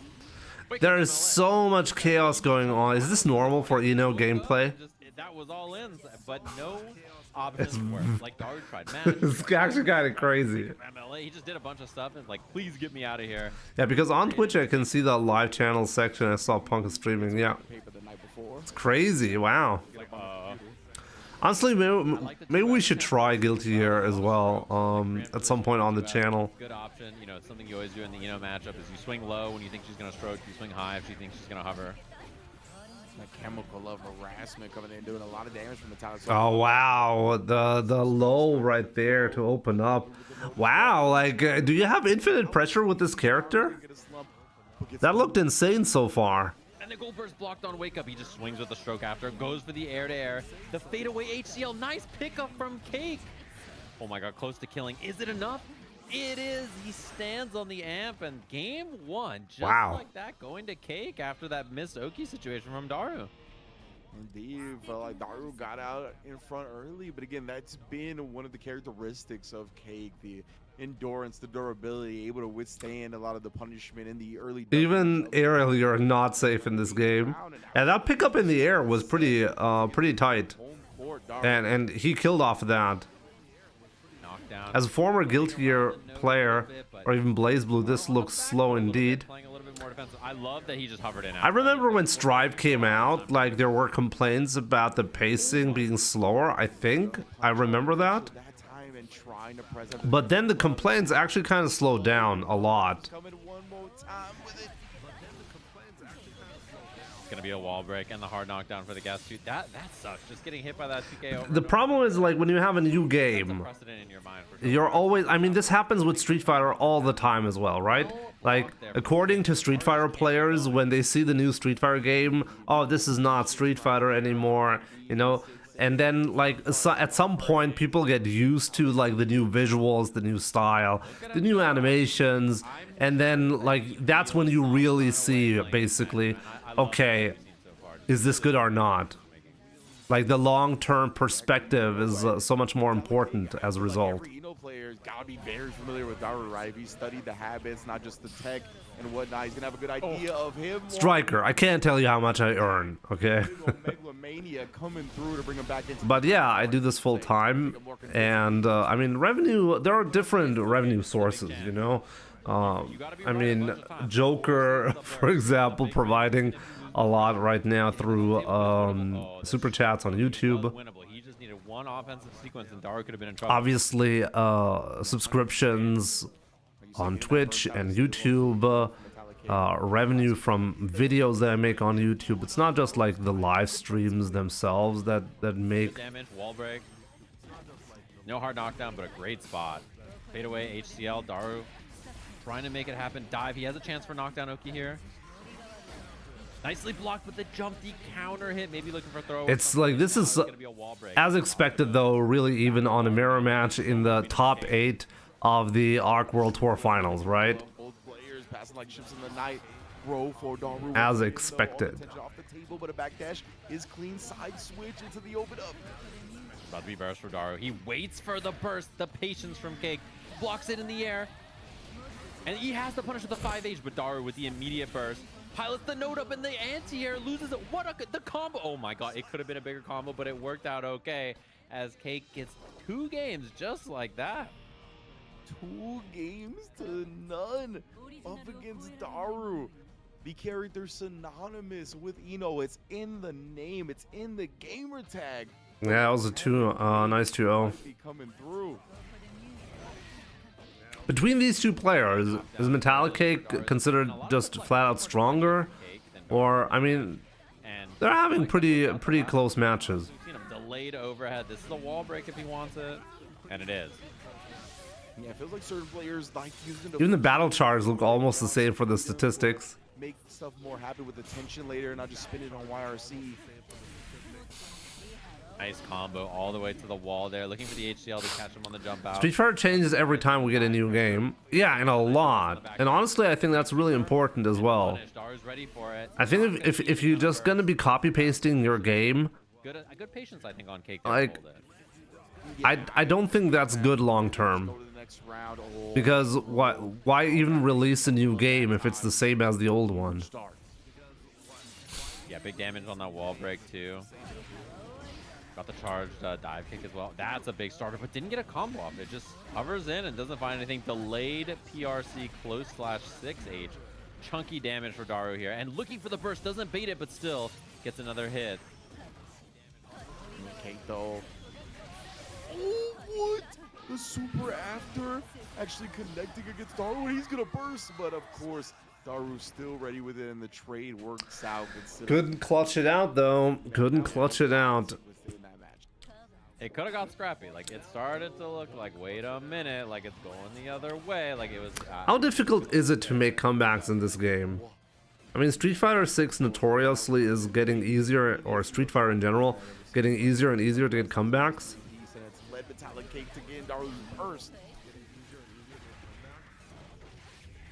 Oh, we found the 2S, and the MLA blocked in the air, uses the HCL to knock him or lock him down and keep him kind of stuck. Side swap. And the damage on this has super... Well, the side switch was really good. Okay.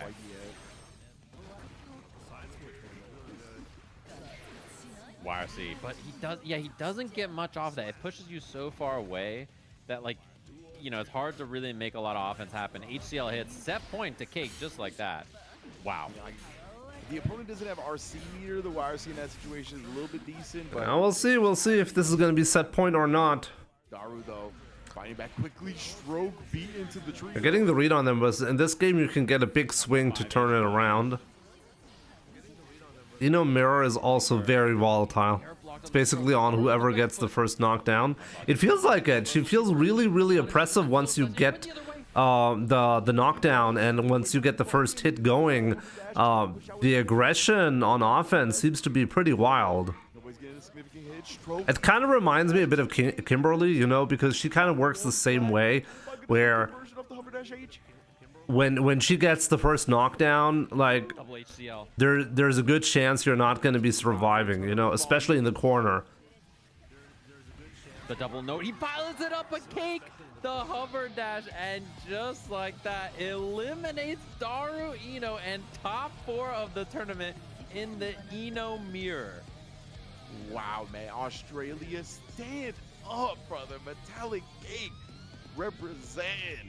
Love it, man. When it comes to Guilty Gear, of course, Daru, a legend. Definitely, I know he's getting the applause and the reception he deserves. Always. So Metallic Cake is like the Australian player. Somebody mentioned him earlier. Come out. Can't say about this game, but most ArcSystemWorks rewards aggressiveness. Always been a game that is I mean, I wonder, like, fundamental genre very well. shouldn't games do that anyways? We should be getting winners final next, right? Super tag. Love seeing him in there for the top 4 against Nitro. Yeah, and it's cool to see. You know, obviously, Dari, you know, someone you all know. We're all familiar with them. Evo champion in this game. Very successful for many, many, many years. So to see someone new show up and, you know, just another generation of somebody picking up this. Okay, he's the Australian player. Oh, and Jim, obviously you're excited for that. Many, many years ago versus the Eno players of today scrapping it up. I see you. Cake showed up, and I think he was hunting there. You could tell that he really wanted that one. Played awesome. Really fun set to watch. Very scrappy set.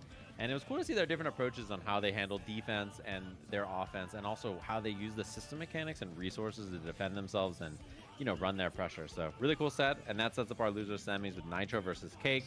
Winners finals, Jack. Just woke up. The sponsorship money better be worth it for this game I've never heard of. You've never heard of Guilty Gear. Soundstorm. Like, now you're lying. Come on, now you're lying. Super scary for Jack is Jack. Like, if Jack plays as good as he does in every single TNS at home, in his underwear at his house, like, that guy is a beast. But it really just depends on how he plays. I mean, this is the funny part about this, you know. There are so many games, so many sponsorship opportunities that I decline, often because, like, I have no connection to them, right?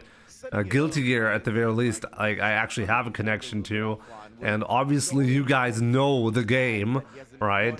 Almost every tournament, right? Because that's how. Like, if you're telling me you don't know ArcSystemWorks and their games, like, come on. Got top 8 at Evo at his first ever offline tournament. So Jack's still relatively new to this environment, right? But with more and more experience, more and more of this atmosphere under Jack. We don't get many players make it this far into a tournament, so this is nice. Yeah. Yeah, and I'm excited to watch this match. Jack obviously was really fun to watch over at Frosty Fasting. The match that was Jack versus Jack's number 3 fan. Pretty dope. And the bracket there at Frosty, if you didn't see it, was great, of course. And the bracket here is going to be good as well. I'm always like, you know, I think Strive just has good brackets everywhere.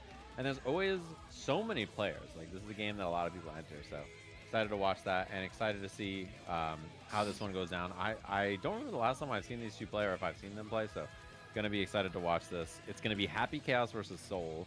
And a lot of it is on how Tatuma's dash blocking and kind of approach works out for him in neutral. And if he can't make his approach consistent and find ways... I mean, for instance, you start every round without a meter, and you gain meter by walking around. And the less HP you have, the more meter you gain. That's what I recall from Blaze Blue and Guilty Gear. Getting the pressure going and steamrolling.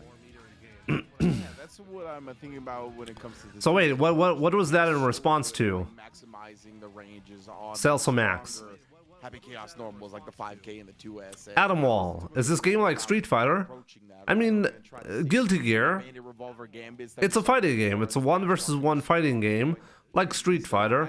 But obviously the game mechanics are a bit different. It's an anime fighter, and the pacing in general is a bit different and stuff. But yeah, I mean, the fundamentals are the same. Standard game, and it should kind of go his way, but of course that gets all thrown. But yeah, it's definitely not. Yeah, I mean, can you wrap... It's very different from Street Fighter, that's for sure. But it's in the same category. It's a 2D 1 versus 1 fighting game like Street Fighter. Can Tatuma make some offense happen? Let's find out. Immediate dash blocks in and a big whiff on the DP. So how strong is Happy Chaos? I think I remember people complaining about him. And then back to back with it as well. Another knockdown, another DP rip, and it's avoided as well once again. So now let him knocks the Ex Machina, excuse me, ring out. Fully reloaded clip and concentration now.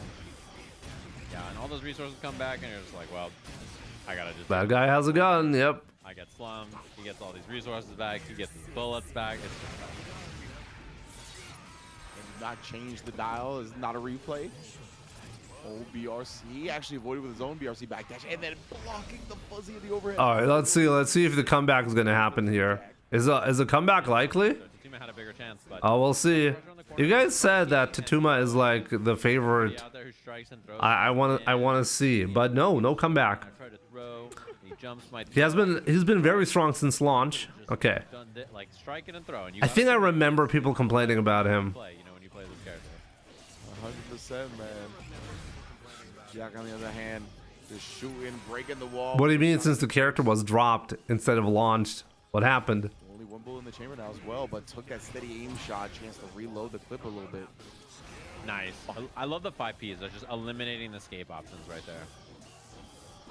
Man, what a way to cover that whip jump to K with a gunshot as well, but Tatuma finds the hit anyway. Burst out. Found the Jack doesn't burst want to give him timing. that tension. Oh, Nasty little roll through. Jack. It's interesting. Jack so far definitely has the upper hand over Tatuma. So good. We'll see. Setting him up shop. Oh, wow. Wow, he has really good side switches. Comboing it all as well. Still going to be alive even with the wall break damage, but so tough for Tatuma to avoid this amount of health. IBs it in the air. Gets Oh, wow. He gets the hit. Let's see.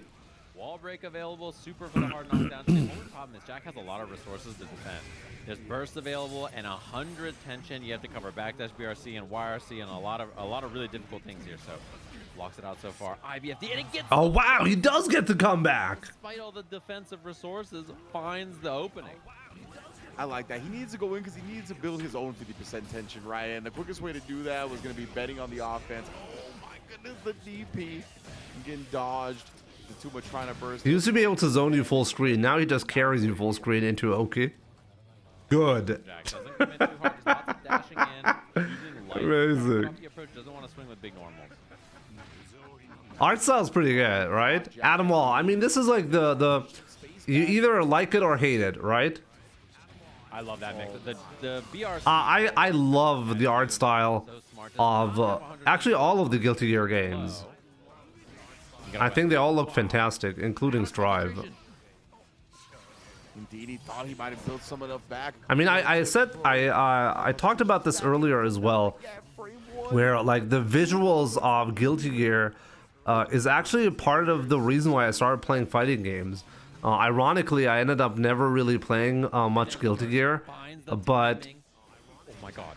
But the it got me into fighting games. makes the escape. Revolver available. The 6P does not kill. 50 tension for Tatuma. The whip punish. Yeah, the aerial movement options are way better in Guilty Gear compared to Street Fighter. Like, you have a lot more movement options there. But that's a design philosophy, you know? But yeah, Jack. I'm out of here. Jack definitely Trying to fly up having the upper hand. avoiding reticles at all costs. Once he was cursed, figured the scramble was his best bet because it's gonna be hell avoiding those gunshots from there, and came a bit short. Jack, always well aware to letting the gun do the heavy lifting. Early knockdown had run momentum. Finds that 2K2D. This is a big hit. Yeah, immediately gonna be forced off the. Yeah, you can like in Guilty Gear Strive, you can move through to other parts of the stages. Actually, how is it triggered exactly? Been a rough one. IBFD to get the space though. This is something honestly is a bit lacking in Street Fighter, I feel. Positive bonus, happy chaos, running a hard knockdown mix up on you. It's a bad spot to be. There we go. I think if like the round somehow would cause Might end up having two nice backdash. Yeah, no OS or coverage from Jack. would like if it was similar to that, it would be pretty interesting, right? When you have corner pressure after a specific sequence, it breaks the wall and puts you in a new part of the stage. It would make the visuals a lot like different, you know? Like you would be playing on the same part of the stage all the time. And at the same time, it's a reset into neutral. So that's actually pretty good for competitive play. Very safe. Like the patience from Jack there. Concentration down though. Blocks the fuzzy correctly in the 6P. He now Tatuma, I mean, definitely know he wants to get Jack's burst, considering he's already up around. Force him into that final round if they get there without that available. Gear MTC, my man. Honestly, I like that in Street Fighter 5, but there was just not enough utility for it, you know? It was a fun gimmick, and I think I think the next Street Fighter game should take like a bit of a risk in that regard, like to have stages be a lot more involved, you know? You could lock it out, but Jack's burst timing was, you know, pretty solid there. Yo, Abbas, what's up? Good to see you, my man. Good box again. Oh man, Speaking of which, shoots the gap for the far S as well, but these wake up punches. Oh my god, yeah, look at that. Just like takes all that space for the dash all the way up 2P. Wall break available. Jack gets the resources back, gets the one shot. The only thing is low on bullets, which is a little scary. That's the last bullet. And he's there, jumps out, does avoid it and cover, goes to the other side with the 6P. Yeah, this is a little scary. Okay, there's going to be a reload here, but there's no bullets, so yeah, has to spend the super. Cannot convert much further than that, but doesn't need to. Could have been a little scary. Yeah, it got real spooky for Jack for a second. Burst off the table here. Tatuma can get a knockdown early. I was going to say he could run this round real fast. Immediate wall break as well, not letting Jack get some resources. This fire guy has a fire shoryuken. Empty low. I mean, he is Soul Bad Guy. Real quick knock, oh, excuse me, not knockdown. He is a bad guy. Plus frames on it. A little bit more. Tatuma really still struggling a lot. It's very even. Like right now, though, very dominating by Tatuma. Getting that perfect. Grabbing him by the collar. Just gets sent into the abyss when it happens on KO. I was gonna say, I'm surprised he's letting this go here. Obviously, in a situation like that, you know, you give him pause. Ken Bad Guy won in the save. Should they rename Ken? Jack picking it up afterwards. The wall splat, yes indeed. Ex Machina for the reload, the plus frames, the tension. Does it all. Yeah, now big chance here for Jack. Rolls through double roll. Can break Yeah, the wall is that it? again. That should be it. Trying to get as much damage as possible with the super active wall break and the positive bonus. Getting the lead in the set 2-1 just like that. Tatuma going down to losers bracket possibly. We'll see. The raw rolls from long distance. How strong is Soul Bad Guy? How strong is he? Oh, the attempt goes wide. Yeah, like you said, like Happy Chaos, okay, strong.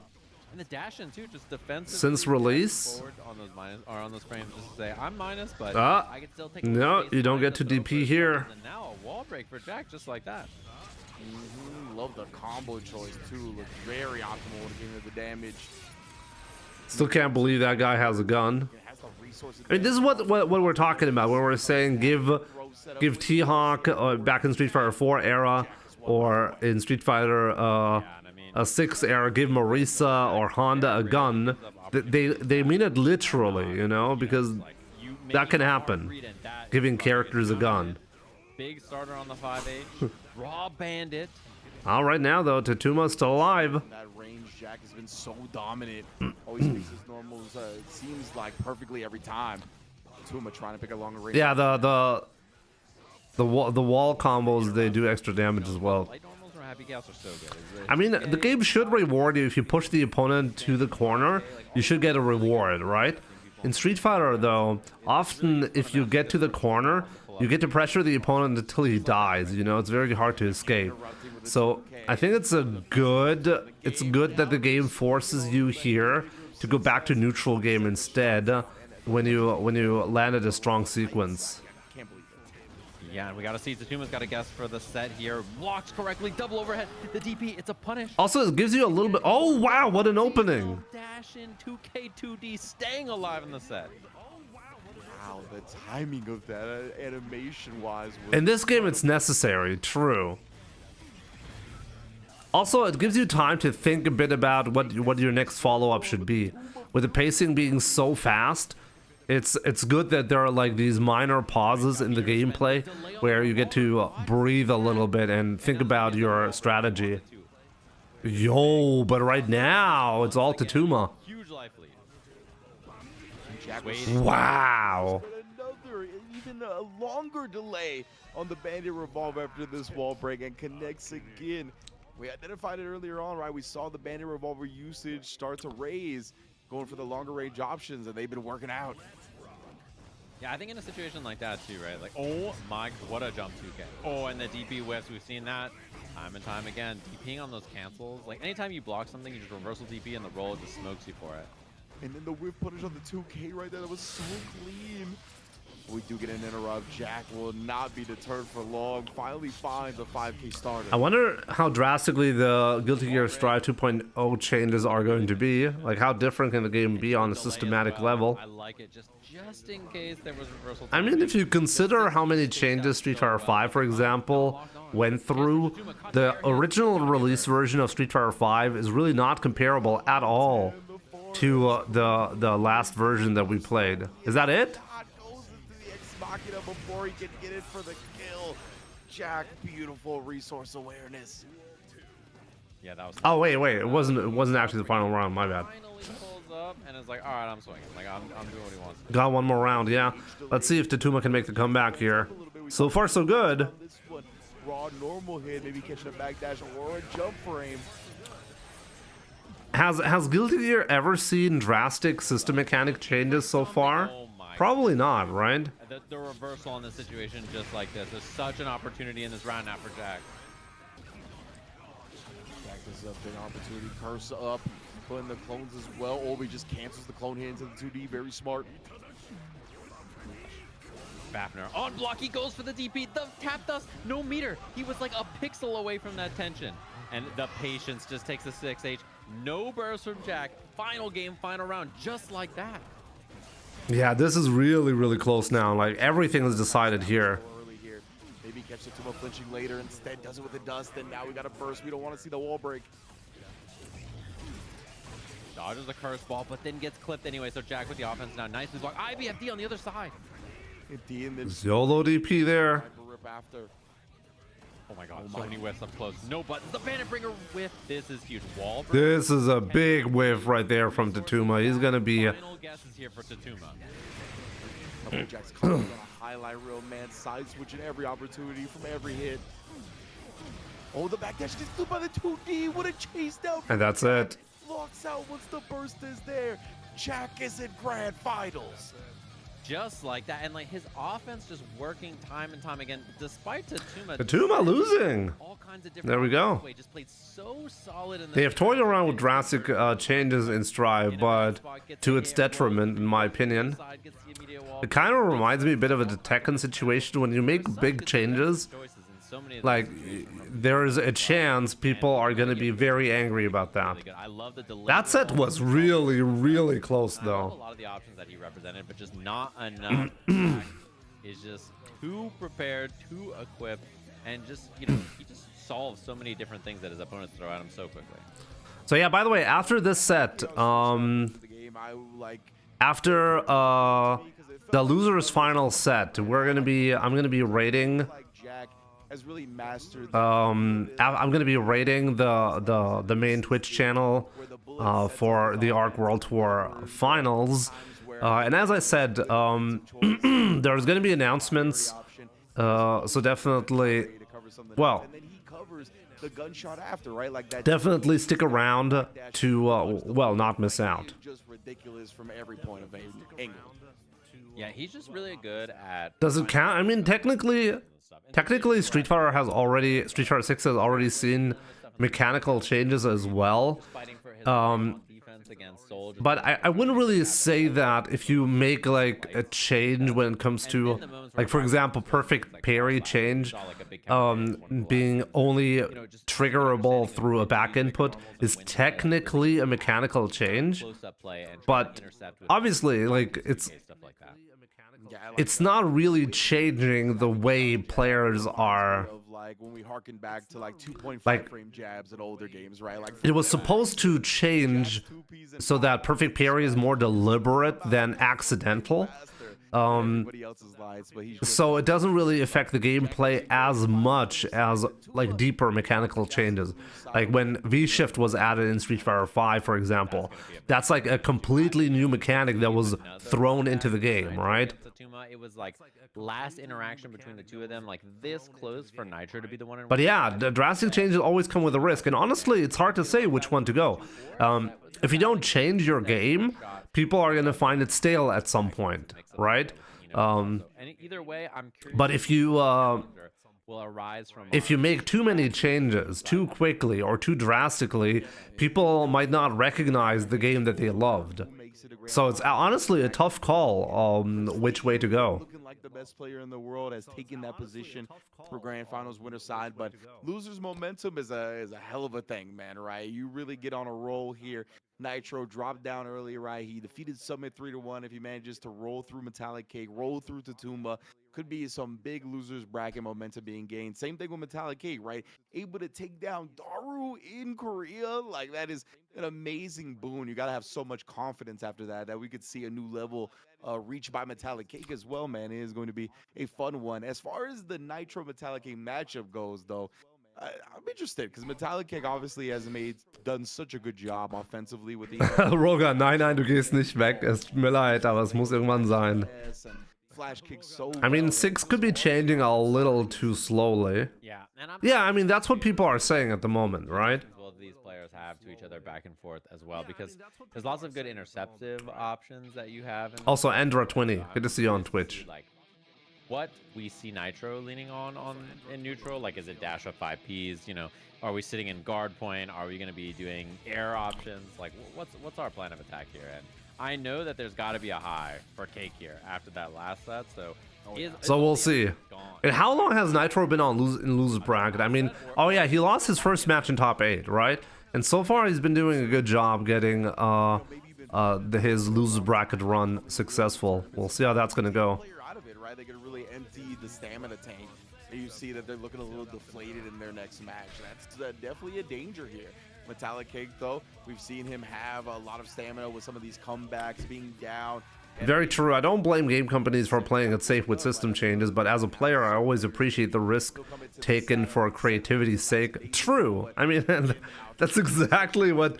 I mean, I'm pretty sure the developers are itching to make changes, and I'm confident for any fighting game, there are a lot of changes that are discussed that never make it into the final version of the game because they're considered too risky or too disruptive in some way, right?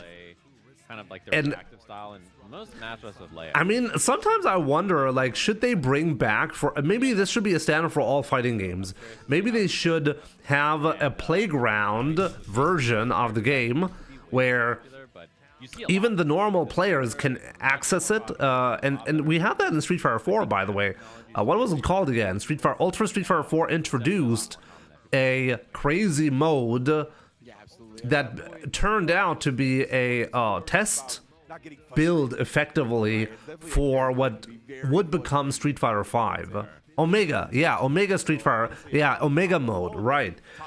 Something like that, but maybe like more official to say that, hey, we're testing some changes. Hey, if you want to, you can check out this mode. It has some crazy changes we are experimenting with right now. Give us some feedback, you know, or even if they don't give feedback, like, they still have the statistics. If you play around and you play online matches with the crazy build, you know, the developers could get some insight on balance issues or in general, like, how much fun it is for the players, you know, because if you introduce a separate mode like that and at some point you have a significant piece of the community switch to the crazy mode, then you know that it's popular and you should probably make those changes to the main game, you know. Very cognizant of the burst. Wow, so far though, like Nitro, Such a big lead, like it's unlikely Cake's gonna spend it, but just in case, you know, just good options there from Nitro. Yeah, Nitro covering all his bases. The BRC drift down, catches them low, but too much reward from that one. I agree. I think that would be a helpful way to gauge public response. I think one thing that they don't want to do is split the community. I think that's the main reason why this does not happen. It's not over yet. Especially for most fighting games, or a lot of fighting games actually struggle to even have like an active enough audience so that online play is reasonable or can happen at a, like, finding matches is easy enough. Did he actually get that comeback? Wait, how did he get that comeback? For sure, to say the least. Metallic Cake, once again, one of the only things that was really going to reach in that instance. Like, that looked like a lost round. Nitro had him so dominated there. Interrupted. So I really love the wildest on choice at the end there, but Nitro opening up this round heavy. Yeah, and guard point is very good in this matchup to cover a lot of approach options. but not stroke. So you have to be very aware of that, and we see, again, Metallic Cake so ready for that. Using stroke to just get under that guard point option. Wall break here for Nitro. Significant lead, but we've seen significant leads evaporate before. Oh, this one will not, though. One more flash kick for good measure. Send us to a round 3 in game 1. Who's going to establish the lead? Yeah, just looking for that hover. Oh my god, what a whip on it. IBFD to set it up. 5H again, hitting the startup of stroke that time. 5H hits really low to the ground, so even though it can lose if it's later on and you're in guard point, like the startup of it is very good for hitting low hitting moves like that.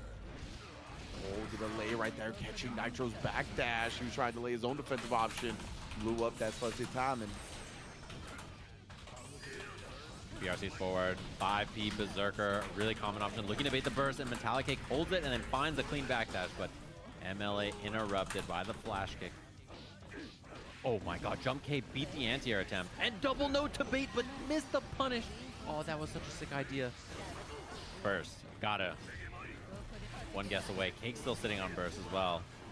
it wasn't that bad for Nitro, though. He really made Metallic Cake spin all that. Give me a tension, second. not getting much off of it, but he's still going to be able to close it out. Nitro couldn't find the offense after that burst. Just great space management and tempo control from Metallic Cake. This could go to game 5, yeah. This is pretty close. Bruh. Like that was absurd. I cannot believe that poke in that interaction. But // confirmed this time. Gets the knockdown, keeping it nice and simple. Yeah, it's first to 3. All sets are first to 3, as they should be, you know. The counter hit into the sweep for the Oki. Oh man. Delayed in the guard point attack, blowing up the stroke attempt there. Trade and immediate cancel from Metallic, great awareness. Yeah, Clash cancel FD and then Nitro ready for the Clash as well. Both of them just. I'm so happy they redesigned wall breaks in Tokon. Okay. For your troubles, like clean up. I still haven't been able to check out that game. I should probably do that soon. Yeah. Big facts, especially in a game like this, right, where of course getting hit. Honestly, Donut Sauce, I think a lot of games are like intimidating when you first or when you see them, and when you get the player's perspective, wow. It's much easier to follow because you know what to look for and stuff, you know. Immediate reversal stroke interrupts whatever Nitro trying to follow up with. Wow, the corner. This combo was absurd. That was. As for your statement on not wanting to split their audience, I agree. I also have too many thoughts that wouldn't fit inside a chat message. Right there, just coming in, catching the pursuit of Nitro. Yeah. Wow. Fuji Beam. Oh, I like It's good to have these discussions, you know. Finds the anti-air // forcing the burst in the final round here, and that. But yeah, obviously it's more difficult for you to answer. By the way, like I'm gonna be raiding the channel soon, and as I said, there's gonna be announcements made, so definitely stick around. If you're watching on YouTube, I highly recommend you come over to Twitch so you can like without any disruption continue watching. Well, the finals. Like the ending of this, plus the announcements that are going to be happening. If you're watching on YouTube, come over to Twitch. It's twitch.tv/MDZ_Jimmy, just like it is on YouTube. Yeah, so it's just tough to do it. Should have a Twitch command for YouTube, right? You're looking for the overhead, finds that this should be the kill. No burst available until it's too late, so one apiece just like that. My goodness, Nitro. I've woken up in that final round here. Didn't let Ito play for a second. Overwhelming offense. Love the way he's staggering the pressure a little bit. I feel like we haven't seen a lot of just the back turn K staggers. Really been making his money from the overheads. That's why he's showing Metallic Cake all the options now going forward. Get him to think about as much as possible. Yo, Roland, good to see you, my man. Very rare we see even. What's up? Very unusual time for the stream, I know. Good to see you made it. This is like the hidden stream where people are gonna be like, wait, what? Why is Jimmy live now? Right there, but immediately with the flash kick afterwards, PRC to bait and block it. Beautiful layering from Metallic Cake. Yeah, that one hurts. So you get the little walk under, side swap, all the stuff you want to do. Been showing the Nitro hold the gaps a lot, but now What's the time? You can see it on my overlay on the bottom left. It's 11:16 a.m. If you want to see what my time is, you can always check my overlay. Unfortunate timing there to get counter hit by the sweep. A lot of damage. He doesn't take the wall break. And he was Yeah, this is a really close set. snipes the stance, and he jump cancels to beat the burst. But I am glad, you know, like this is exactly what. Oh, wow, this is exactly what you want to see. You know, when you're running finals, this is what you want to see. You want to see the matches being close, the players being all very strong, able to make comebacks. First hit again, resource advantage is big. Does have burst available, spends it immediately. 50 tension available, takes the sweep. Gonna be routing around that burst, but does not get a block on it. Oh, actually ran to the node, didn't get the block off in time. Oh, and now blowing up here. Super cancel as well to maintain the most advantageous knockdown possible. BRC. MLA sneaks it in before the second hit there. Mix-up chance. Catches him standing up, and that should be the round. Oh my god, but he got fuzzied anyway, so 1 game, 1 round apiece. Damn. That little walk up low. Spends the bar to get the wall break, yeah. Hover dash, jump attack hitting you, opening people up. This time, no Nitro commits to the jab early. Blows up that time. Yeah, you can swing if you think she's gonna delay low, or if you think she's gonna hover. You know, 5P is such a good check, but it doesn't always work out if your opponent's ready and committed to some other kind of option. So what an escape from Nitro and a huge starter. The BRC drift down for the combo starter. He dropped it, but finds another hit regardless. That's not going to be it, though. Let's see. BRC here also. One more hit. 5P and a gold burst to try to get out of it, but it's a no-go. Clash cancel on the guard point versus the far slash, and the air-to-air jump P. The fuzzy. Oh my, the fuzzy. That was so disgusting. Wow. Nitro. Knowing that he still had the double jump available, giving him the block on the falling button to get the fuzzy open up. Nitro, sometimes he just looks otherworldly, man. That was messed up. It doesn't matter who you are. You can Metallic Cake looked kind of defeated there. You saw that? That's not a good look when you're like down 2-1. Let's see if he's gonna keep it together here. So far so good though, doing a lot of damage. Wall break with the super, a lot of damage. It's a great start for Cake. Still has The level these guys are playing on this year is even higher than a year or two ago. Always nice to see people have love for Strive. I think this is one of the coolest things about all of the fighting games, you know? The progression of the players, you know, is truly amazing. I mean, in Street Fighter, for example, Daigo tends to do better late in the life cycle of a Street Fighter game than the early cycle. And I really I'm curious to see if something similar is going to happen, where you see like there are players who learn the game and the strong metas very early on, very quickly. Notable mentions for all of the fighting games would be Sonic Fox, for example. But then long term, there are players who really shine if you give them a lot of time to try stuff out, to think things through. There are going to be like moments where a shift happens. Got to be a little sneaky and find a whip punish there. Doesn't get it in. Look at this confirm. Immediately gets there and beats the throw. Oh my god. And the burst has got to come. You can't give away the positive bonus for free, but still very scary. A lot of damage on that wall. 100%. Nitro just on the back foot to start this round because of it. Trying to look for these closest open up. Sonic picks up games really fast, yeah. I wonder, did he play Guilty Gear when it came out? Oh my god. Look for the fuzzy. Didn't matter anyway. It has the wild call. Missed it. A chance though. Forcing the block. The escape from Nitro. I gotta say though, like Metallic Cake really made a good recovery here. Nice job. Metallic Cake got caught, I think, like committing to a stroke the last time he had Nitro cornered, and he got IAD into drift down, punished with that 2H starter. This time commits to something a little bit more compact, recovers quicker, able to interrupt with a 6P on the drift down on the other side. Great adjustment. Just really impressive stuff from both of them here. Yeah, game 5. A lot of the decision making I'm seeing in neutral from Cake as well. Just like, yeah, I mean, stuff like that, finding the hover, looking low, just like playing around these options really well. I love that a lot of times Cake has been second, like not always forcing the issue with Enos, and that's why Nitro's ready with the whip punish. Flames are looking good, trying to get up under the node, ends up eating a couple of strokes afterwards. Oh man, Cake has the corner, but he's gonna take the wall break. Oh yeah. Yeah, and just everything going right there in that neutral interaction. There's the whip punish. Nitro has a chance here. Side swap. Let's see. Nitro is struggling a lot now all of a sudden. Outside the range again a couple of times there. It's cost Nitro YRC. Oh my, the fadeaway, knowing that Nitro might go to the sky, shuts down that angle of escape. One more round for Metallic. And a huge start. Counter hit stroke, knockdown, burst available. Blocking the flash kick and no bait on the burst. Just says, all right, I'll let you do it, no problem. Oh, whiff on the 6H. Chance for Nitro, looking for the whip punish after the deflect and just coverage. I cannot believe the overhead actually still hit. Oh. The deflect shield push back that blew up Metallic. Nitro's making, like...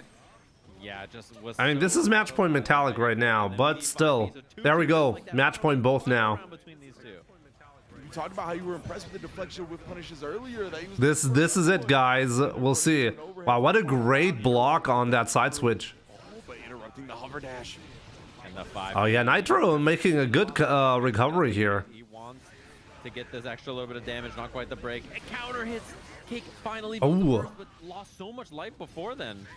Oh, Nitro is that it? There's all kinds of offense. What a bait at the last second. The first time he did it in the entire Wow. set was the only. That was such a close match right there. It looked like Metallic Cake had recovered very, very nicely, but Nitro clutched it. Like the instant jump, the air throw, or excuse me, throw bait to get into the air. Like you said, hadn't done that the whole set. I can't believe he saved it for the final moment. To GG's, yeah. put himself in losers finals. Nitro, man, what a guy. Yeah, that was a 6. I mean, Yeah, Jim. everybody- Sorry, man. Your Australian boy is out, though. But, I mean, very respectable finish, you know? Shout out to Cake. 4th place performance here. Played amazing, and it was awesome to watch. Big fan of the, That's a nice trophy. Are you actually allowed to take that home, unlike the Capcom Cup trophy? very familiar. A lot of just veteran Are players. you actually able to keep it? Big accolades. Yeah, a lot of really consistent players making up. Did you know that? Jack Tatuma and Nitro. You guys remember Meta RD complaining that he wasn't allowed to take home the Capcom Cup trophy? It's real easy to hate on players. You know what I'm saying? Yeah, depressed, my man. Running your set play and whatnot. Meta RD made a tweet about what his actual trophy was. It was like a tiny trophy that he received. And the one that you actually saw at Capcom Cup that you held up, you are not allowed to take home. Cake fan. That was like a sick performance, and not only that, but just like fun to watch the play. Honestly, I think that's pretty dumb. Smart decisions. Like, how expensive is that trophy so that you can only show that and it's only for show and you can't actually give that to the player? Attack you in weird ways.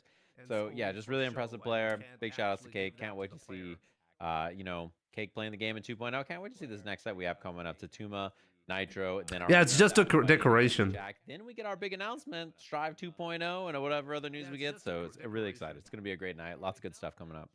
Man, So yeah, as Sajam said, see what they got in the pipeline when it comes to. there's gonna be some announcements. I'm gonna be rating the stream soon. And you stick around on Twitch. If you're on YouTube, as I said, please make sure to come over to Twitch so you don't have any interruptions. Nitro match was 3-2 to Tuma in that winners semifinals, right? Constantly trading matches back and forth from start to finish. So be interesting to see. I think Nitro's gonna stick with the Leo, right? But to see what adjustments. Fuji Beam, thank you so much for the follow. I appreciate it. To Tuma a little bit. It'll be real fun. Yeah, for sure. Excited to see that. And Tatuma versus Nitro was a nail biter. It was one hit away either way. And Nitro had the classic tweet of like missed 2 game-winning inputs. You hate to see it, so gonna be a good one. Excited to see it. And we're gonna take a little break. We'll be back with the remainder of our tournament and all of our announcements in just a little bit.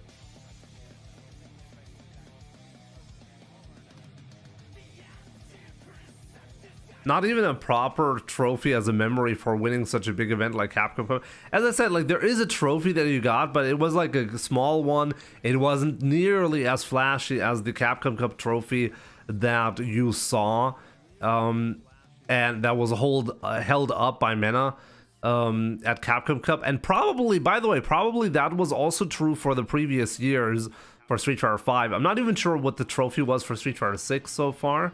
I mean, this year I wasn't even allowed to watch, so I don't know what happened there.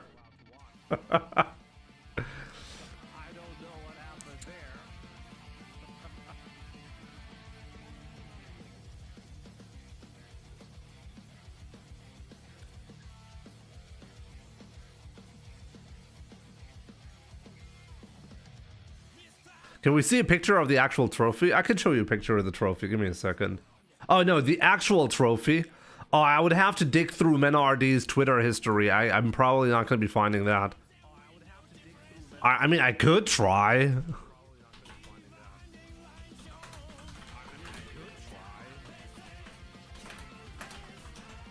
Okay, let me try.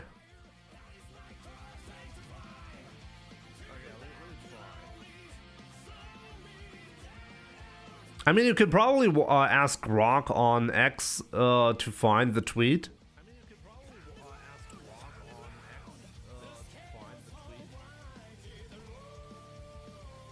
I'll find it for you guys. No, that like the real trophy is easy to find, but the one that Mena complained about is not that easy to find.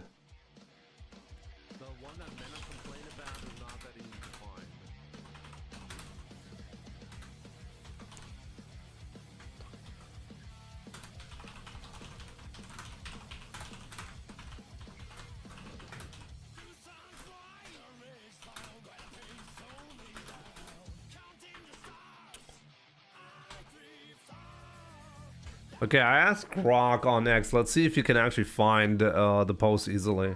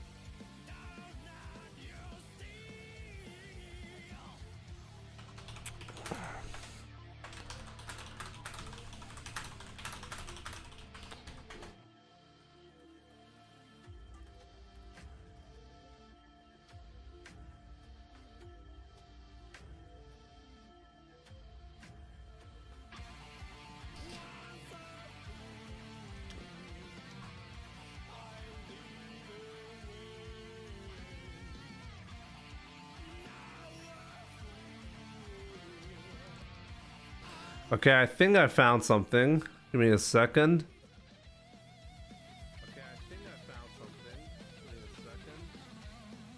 Yeah, I found it. Found the picture, guys. Okay. Oh, I'll show you the picture in a second.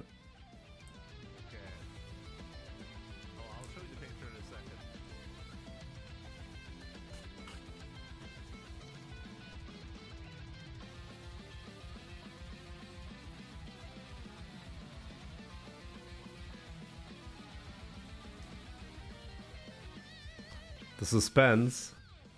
You guys know what the actual trophy looks like, right? Actually, I'll give you the actual trophy as a comparison as well.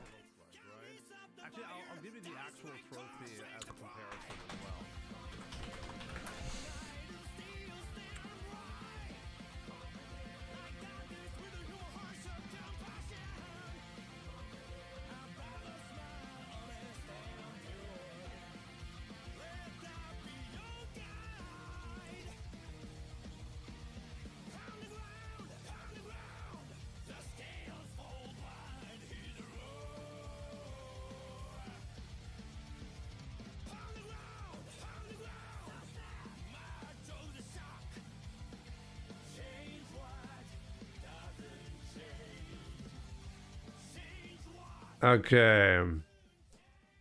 Yeah, I'll show you the two pictures. I'm preparing to show you both of them properly, so bear with me. Why do you say bear with me? There's no bear with me right now. Why do you say bear with me? There's no bear with me right now.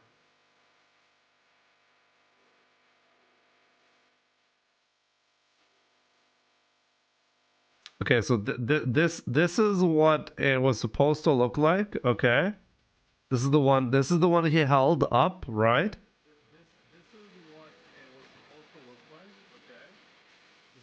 This is the one he held up, right?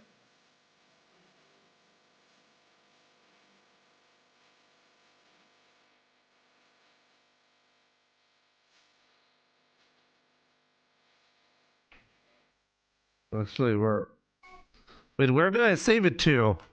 The other picture. Oh my god, why do I not find this? Give me a second. Where did I save it to? The other picture. Oh my god, why do I not find this? No, it should be there.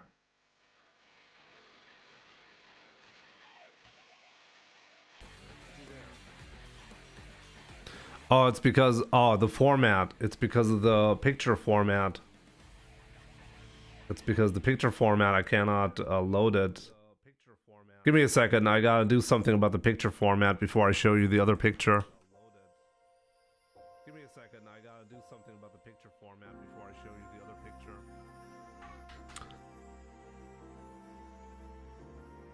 picture. The suspense. I'm sorry. I can assure you. I'll show you the picture in a second. I don't know. Can I just turn it into a JPEG? Does that work? Let me try. So here's this one.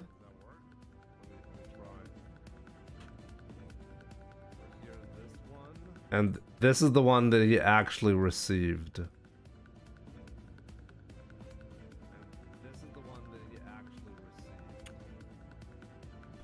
It's not exactly the same, you know?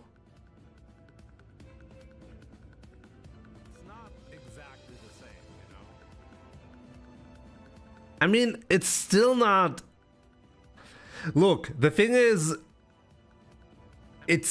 I feel like it's not as terrible, you know? At least they actually made it so that his name is engraved. So he did get a custom trophy.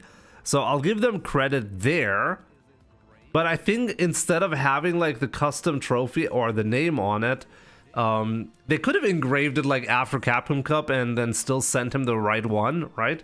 That would have been still possible.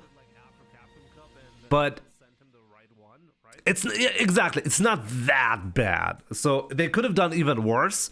But I think the rightful expectation is you receive the trophy that you're holding up at the event, right?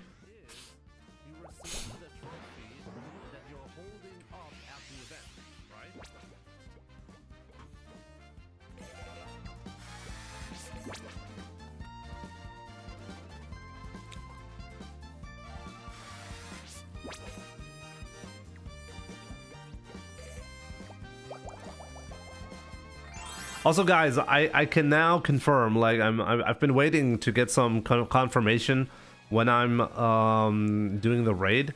But yeah, in a few minutes, I'm going to be raiding the channel. Once again, if you're watching on YouTube, please come over to my Twitch. Actually, I can send you the link right now, right? And let me see.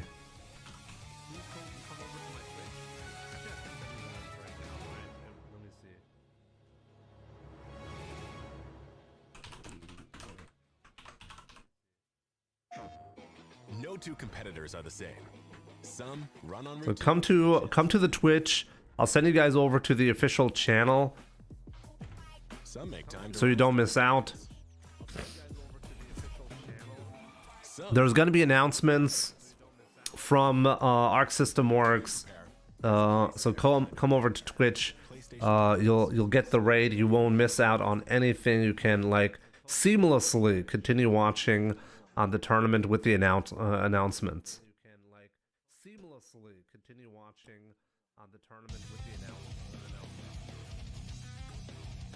Welcome back, everybody. Hopefully you've been enjoying all of our action in the ARC World Tour Finals so far. Only 3 remain. We have our Losers Finals coming up next, a rerun of our second match we saw today. It's going to be a lovely one, of course. And then we have our Grand Finals after that to see who's going to be our ARC World Tour champion here for Guilty Gear Strive. Sagem, Ringe, calling all the actions in the very, very late evening, now early Okay, guys. here in Southern California. This is it. Thank you so much for watching.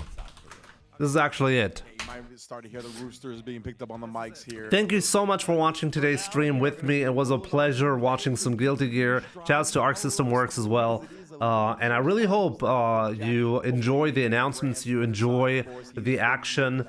It's not that much left, you know, but the most exciting part is still here. Have a good one. I'll be back tomorrow, and I'll see you guys soon. Take care. Each other in that winner semis, went to the final game, literally traded wins back and forth, right? Tatuma's the one that got the W first, so it just ended up going his way at the end. But it was anybody's set, and it's definitely going to be anybody's set here in Losers Finals. Yeah, excited to see it. Welcome everybody who's pulling up, saying what up, enjoying the action so far. Obviously, we have our Losers Finals, we have our Grand Finals.